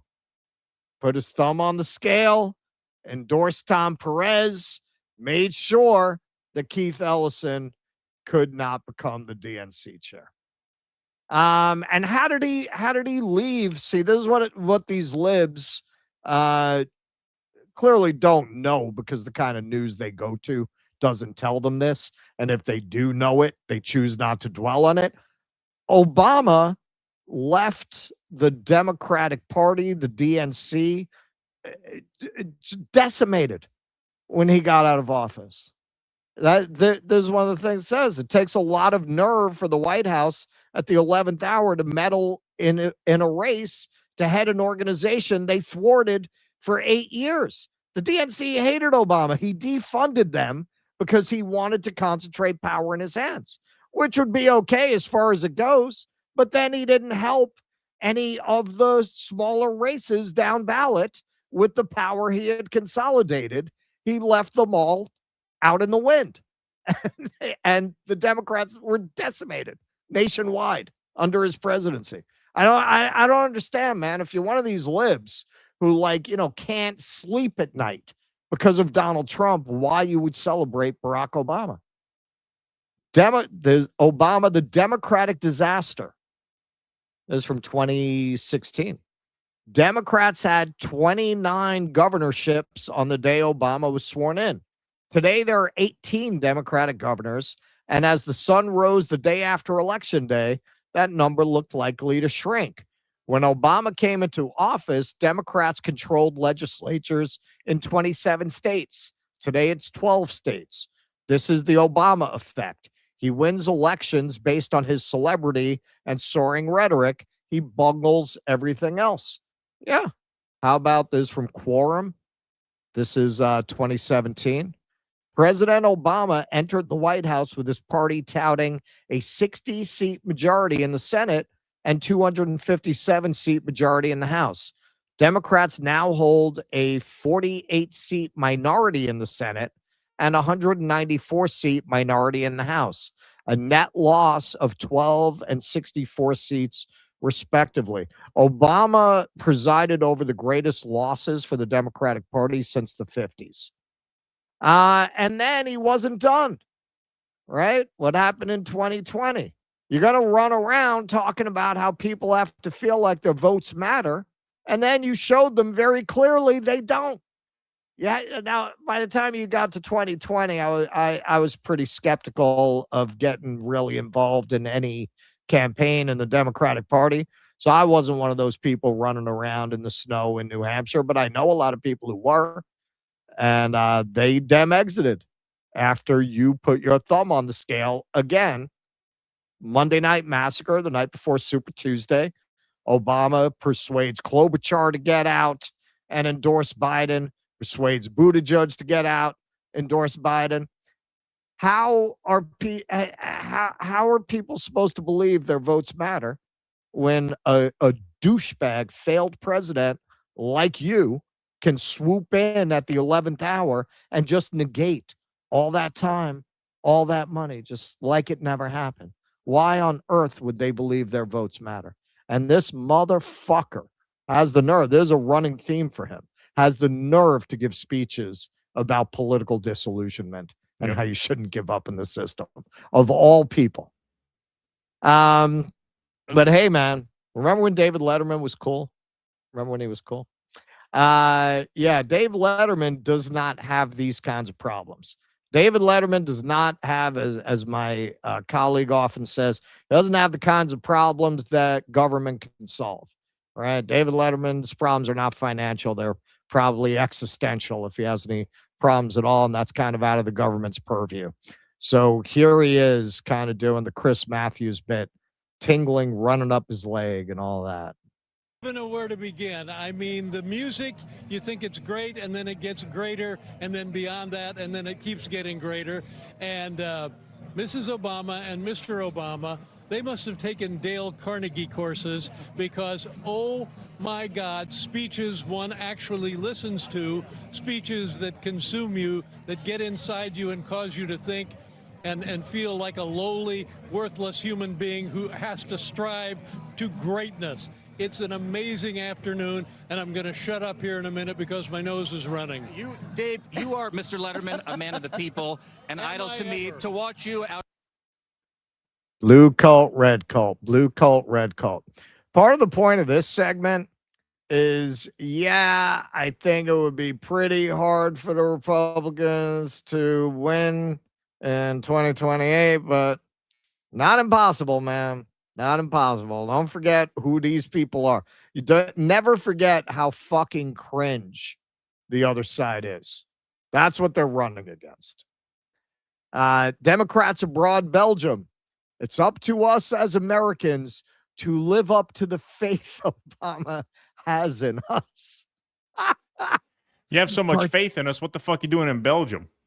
Yeah, right? What are you doing in Belgium? Yeah. Think about how much faith Obama has in us. Why don't you come back? Why don't you get your ass back here? Heard. Yeah. So you got that? You're on that national health over there? Yeah.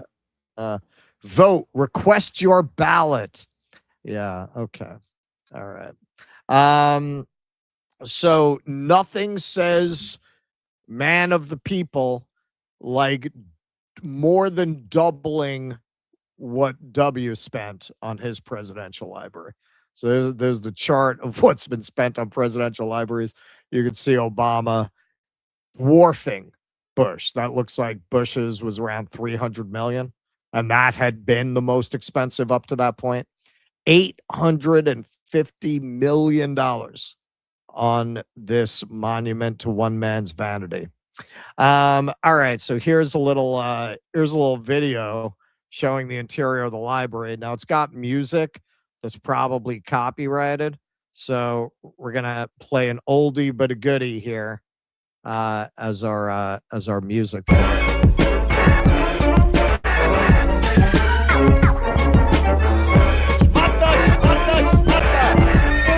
It's my great grandfather Menachem Nabula,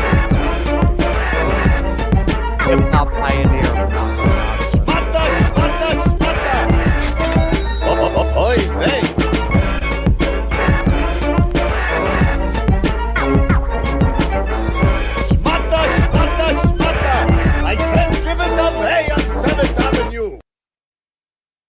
Oh, wow. You see that? It ended exactly with the video. It's like it was meant to be. It was meant to go with that video. So yeah, all right. From what I've read of people who have been inside, it's very light on policy and government details, and really the focus is tying Obama's ascendancy to black civil rights movements and his speeches and stuff, without focusing a lot on what he actually did, which fair enough.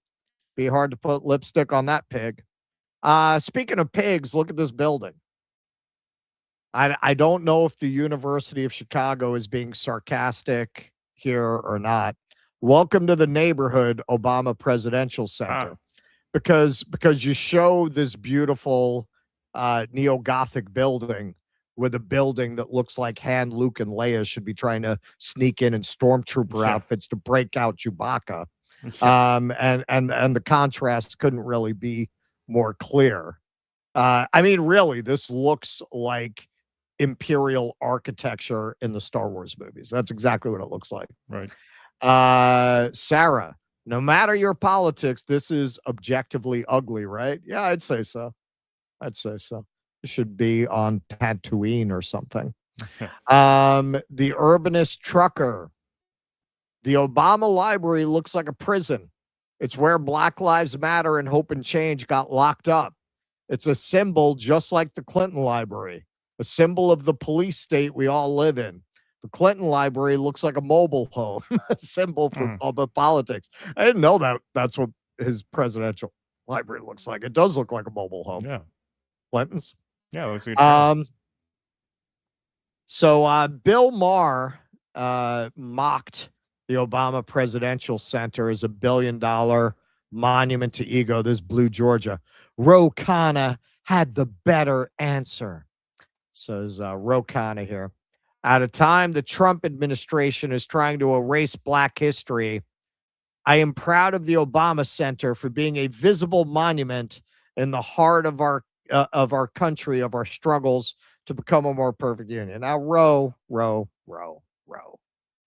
You don't understand the way this fucking identity over policy shit is a big part of what got us here. Like, really, I mean, most of them I feel don't even really understand it. You don't get that? Like, you don't get that emphasizing Barack Obama's identity, as apparently the library itself does, over what he actually did, is a big part of why Donald Trump is the president. People are sick of that shit. People are over it. They can see that their lives degraded, that did not improve under Obama. They don't want to hear that shit. It plays as inauthentic when it's covering up the fact that people's lives got worse. Donald Trump could not have won without two-time Obama voters flipping over to Donald Trump. Why did they do that? All of a sudden, they got racist overnight. Some racism fluoride in the water. Why do you think they did that? Because he did such a great job. David Sirota dropped a couple bangers this week. One directly about this and one tangentially. It's a real boomer move to build a McMansion and throw a fancy party for yourself, all while kids starve and have no future because of the things you and your boomer friends did and are now nostalgically celebrating at your party. That's how I see this week's Obama Shrine celebration. Let the shit we're going to take for that tweet begin. But then more broadly, nobody can afford food, gas, electricity, housing, or health care. And the elites of both parties not only don't seem to care, they seem intent on live broadcasting their lavish parties with their side celebrities as the rest of the country starves. This is let them eat cake, but blasted out 24/7 to millions of people's screens. It's genuinely unprecedented in human history. And it's almost as if the ruling class is trying to shake the foundation of civilizational stability and create conditions for social chaos. That's exactly what we've been saying, that the oligarchs actually want social collapse. And this is a big part of why we've been arguing for people who are radical or radicalized, who think accelerationism is going to favor their politics. It will not. It will not. These people are ready for it. They want it. They're trying to bring it about. And they have all the institutional control necessary to dictate the course that follows. And at the end of the day, that kind of shit goes down. Two wings of the same bird, man. You see who the members are at Dialogue? Half of Obama's cabinet was signed up on that thing. Freaking Summers, Rubin, not coincidentally, people who were named in the Citibank memo as people that they wanted Obama to appoint. They'll all be fine.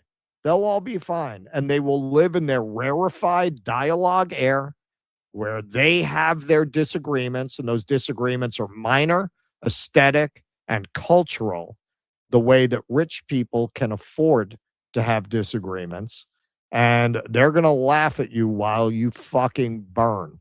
That's what you see in the crowd at the Obama library. There's these decadent douchebags who will take absolutely no responsibility for getting us to this political moment. And that's what you saw with the UFC 250. Nobody in power cares about you at all. When you pick between these two powers, you're picking between two different lifestyle brands. That's all they're offering you. Yeah, when you think about the Obama, I mean, I've said this before a million times about how, you know, it was his failings and his squandering of that political opportunity that paved the way for Donald Trump, and that's true. But you can even look at it more directly. Look at the people he elevated as president. He elevated the very people who he vanquished as a candidate. Hillary Clinton, right? Picks her for Secretary of State. He beat her in the primary. Christopher Hitchens said it's insulting to his voters to elevate her to anything. She ran a racist campaign against him. Voters rejected her because of her foreign policy. And what does he do? He appoints her the lead diplomat. Secretary of State. Right? Joe Biden, right? Picked him for obvious, cynical political reasons. Joe Biden becomes president eventually and then hands the presidency back to Donald Trump because he's too much of an egomaniac to retire. So the people that Obama elevated are literally the people who gift wrapped the country for Donald Trump. And it was the very establishment that he defeated as a candidate in a landslide. So yeah, I mean, it's just beyond insulting for him to, you know, wag his finger at people. How dare you be so disillusioned, right? Well, they love it. Look at David Letterman. Yeah, it makes you want to live up to of course. And before we wrap this, I just want to point out, because I did find this article, you can read it, how Hillary Clinton bought the loyalty of 33 state Democratic parties by Margot Kidder. Yeah, April this 1st, rings a 2016. bell. This rings a bell. So this was more than a year before the Donna Brazile piece came out. This was during the primary. Of course, Donna Brazile was, a member in good standing during the primary. But yeah, and I remember sharing this article with the libs, and the libs, contemptible pieces of shit that they are. Oh, you Margot Kidder, she's crazy. She's crazy. She's crazy. And then it started out a year later, Donna Brazile writes essentially the same exact article, and she's this brave truth teller for writing basically what Margot Kidder wrote here. Right. Yeah. So that's how that goes. All right. Well, that was a well done piece. That was good. It was a trip down memory lane. Oh yeah, we haven't covered that territory in a while. Exactly. Pete Sweet, nobody should forget crickets from Dems and leadership. Thank you, Pete Sweet. Brighton, UK, 50-year-old female constituent arrested in 4 a.m. raid for emailing MP regarding genocide. Really, is that right? Remind me why communism was started. Yeah, I saw that. Yeah, Gross inequality, maybe? Yeah, that and Russian food. The food is great. They love the food. Jerry Swallow, thanks for the $2. Appreciate that. Stoop sign. When I wear pro-Palestine stuff in Chicago, I get free stuff. In Skokie, I get angry looks. Interesting. What do you guys think of The Economist? I'm always told that every educated person should read it regularly. Yeah, I don't really have an opinion on it. I mean, I don't really read any publication. I mean, based on reading that article, it was very much the way The Atlantic would write that. Right. Monkey People Rotary. on one side of the political aisle will hate the library, but Right. Obama fans will love it. It was very Atlantic. Yeah. Is Obama going to fund the drowning of gay chefs foundation as well? How funny. John Legend did the commencement at my sister's school. He wanted to speak out on Palestine. Too bad he has puppet strings. Oh, is that right? In Terabang, is we tortured some folks engraved anywhere? Yeah, that'd be a good line. Obama's clean and articulate. Biden wears a diaper. That's right. Florida Man Bear. Russ nailing it across the board. Thank you. Thank you for the $20. Thank you. That's kind of you. They are trying to normalize dementia. Yeah, well, they're succeeding in a way. E.O. Shush, 50 years of governing with neocon, neo-lib foreign policy and libertarian economic policies have made Americans so desperate they would vote for Trump, a black guy, and a guy with Alzheimer's. That's right. Yes. SB says the far right won in Colombia today and Peru a week ago. By the way, have you guys checked out the RTSG video I recommended? Who funds the left? No, I have not gotten to that one yet. But the right won in Colombia? I didn't hear about that. I got to look that up. Maybe we'll cover that on Tuesday. Biden was never running for second term. They just needed to get past the primaries. Yeah, so they didn't risk a progressive winning the nomination. Then the Obama-Clooney stunt to install Kamala called in 22. Obama wanted Mark Kelly. He didn't want Kamala. That's why he was last to endorse her. But I do think that they stalled past the primary so that Kamala could get there, of course. Russell's Peasant Mind, thanks for the $50. Let's have a cowbell for Russell's Peasant Mind. Thank you for that very much. No more cowbell, man. Oh, prayer bell. That's right. Presidential libraries are a perfect example of why Huckabee's wrong about USA origins. When Roman emperors died, a temple would be built and he'd be worshipped. The library is a temple and he'd be worshipped. The library is a temple. The curators and librarians are priests and everyone else peasants. Thank you for that, Russell's Peasant Mind. Appreciate that. Gray Ghost Infinite, keep up the great work, gents. Keaton, very important question. Who's your favorite member of the Wu-Tang Clan? I'd ask Russ, too, but he looks like an Eric B. and Rakim kind of guy.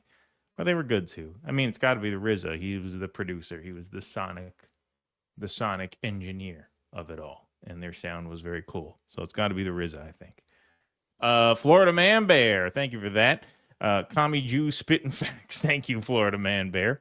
Siddhartha Vicious, Obama's speech got inside me and consumed me like a xenomorph. Thank you. The Jimmy Dore Show. Oh, is this Jimmy? I can't see. Is this the Jimmy Dore from the Jimmy Dore Show?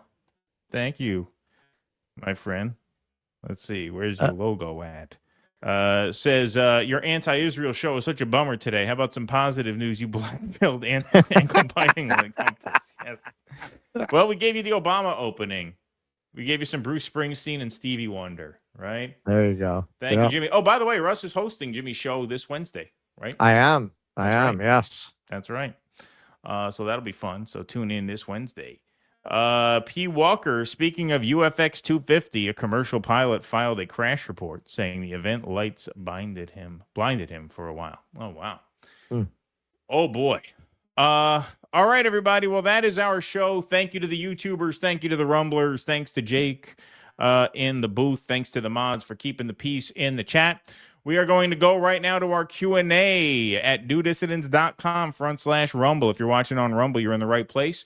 If you're watching on YouTube, that link will take you to the live stream page on Rumble. Patrons are welcome to call in. Everybody else is welcome to hang out and chat. We'll take a 5-minute intermission. We're going to go with the Alligator Man tonight since we were hard at work. I ran out of time. So we're going to go with the classic Alligator Man intermission. We'll be back in 5 minutes for Q&A. If you're not sticking around for Q&A, we'll see you Tuesday night. New York primaries, Tuesday night. Vote for Jose Vega if you're in his district. Make sure you do that. And then we will be live at 8 p.m. on Tuesday night. Join our Substack. It's free. It's a newsletter. DoDissidents.substack.com. That'll alert you to when we're going live. It comes in handy when we do a time change since you get a reminder. Right now, we're going to go over to Rumble. We'll see you all in 5 minutes. If you're not sticking around, we'll see you Tuesday night at 8 p.m. Until then, thanks very much for being with us tonight. Be safe and be well. Courage! Please clap.